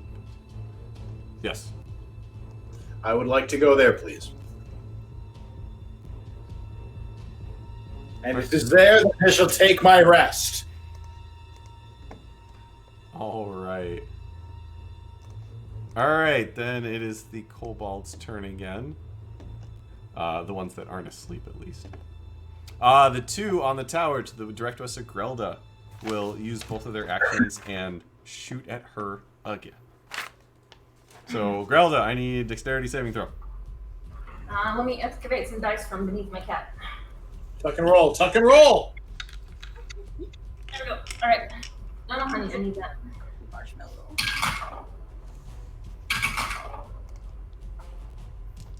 14. 14. Oh, that is exactly what you needed. So you do. Oh, thank God. I thought I needed 15. Nope, you do make a save. So you take half, which is you take half and then half of the half because you're raging. Mm-hmm. So mad. Let me see. So 15 halved is 7, halved is 3. So you take 3 fire damage. Oop. And the wood burns away. There is rock under that spot though, like directly under it. So like it ignites and then burns away. Then the one next to it. Ooh, how far is that? Too far. Oh, you're right. It is too far. But it's not too far for Grelda. All right, that's gonna shoot at Grelda. It's too far for Icky, but not Grelda.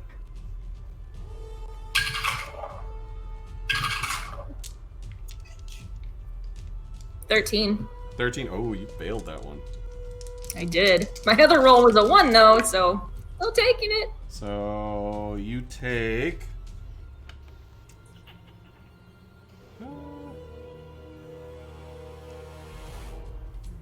Each creature.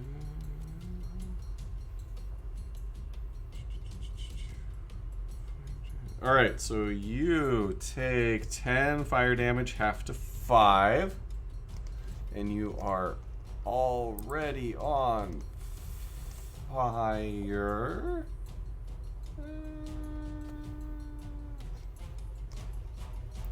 And it hit, so... Alright, nope, that's it. And then that... Really? Oh, no, wait, that, the wood below you bursts into flames, so you take another... Take another 2 fire damage as that ignites and then burns away. So that is done. Tarnan, you're up. And then Sanishi, you're next.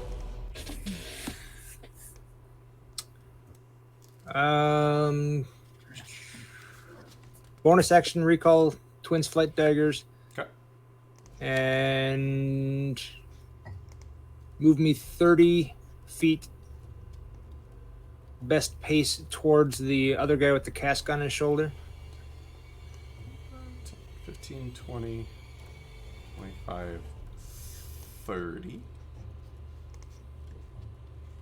Assuming I angled my you know what, that's fine, fuck it, I'll take it right there. Get basically point blank at him, smile, and throw my daggers.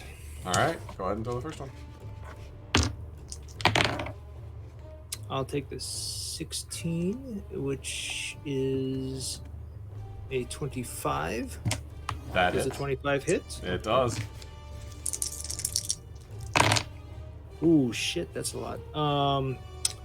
10, 15, and 20-something damage. You run forward, and you just chuck it at him, and end over end buries right in his chest. And even though he's running fast, he's running forward. They meet, and he just drops to his knees and then kind of falls forward. Nice. And he's dead. That's my attack. I really don't have another target to attack. Well, what's the fucking range on that? Just for the shits and giggles of it. 60. How far is that on the tower there? How far is that? The one that keeps shooting at drill. Okay, North, so that's yeah. 40 feet away from you. I will take the 25 attack feet at up. disadvantage. Well, hold on. It's 45 feet away from you, 25 feet up. It does have partial cover. Still less than 60. Yes. Okay. I will take the disadvantage attack on it. Alright. Whoa. Wait, there. Oh, never mind. Too late. What's up? But Oh, I thought we had a card that he could use. do we? I mean, considering we're dropping these in one hit, that'd probably be a silly card to use. Yeah, I'm. But then again, we're going to get new cards at the end of the. We'll save it for the lava monster that comes out after we kill all these guys. Yeah, like whatever dark oils transform into. Eventually. Exactly. When they join to form Gargletron. Yes. Magnet powered Gargletron. No. Eat 14? 14 misses. Son of a bitch. Okay. So, That because of the concludes my turn. angle, you backhand throw it, and it goes right at him. But because of the angle and the way they're watching, he does manage to kind of duck. And it just it cuts into the cloak, the little red hooded cloak. Cuts right into the top of it, but it does go over it, and you can hear it skittering like on the stand behind them. Roger that. That concludes my turn. All right, then, Sanishi, you are up. Yay! I'm gonna finish climbing this tower, Okay. meaning 10 feet. 10 feet, you are up. And so these two dudes are sleeping. Yep. They are passed out on the ground. Yeah. So, can I Murder them in their sleep? I have not seen. I have not been in visual range to see any of the lever pulling of these things. I've only seen I would say no. the reactions of it. Can I? But I'm up there and I can see these two levers. I'm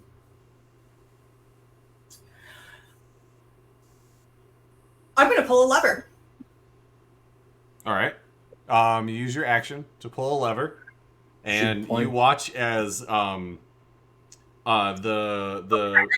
pipe. Before I do that, can I move it? Can I move the pipe to point at the tower that's directly west of? I would say you could.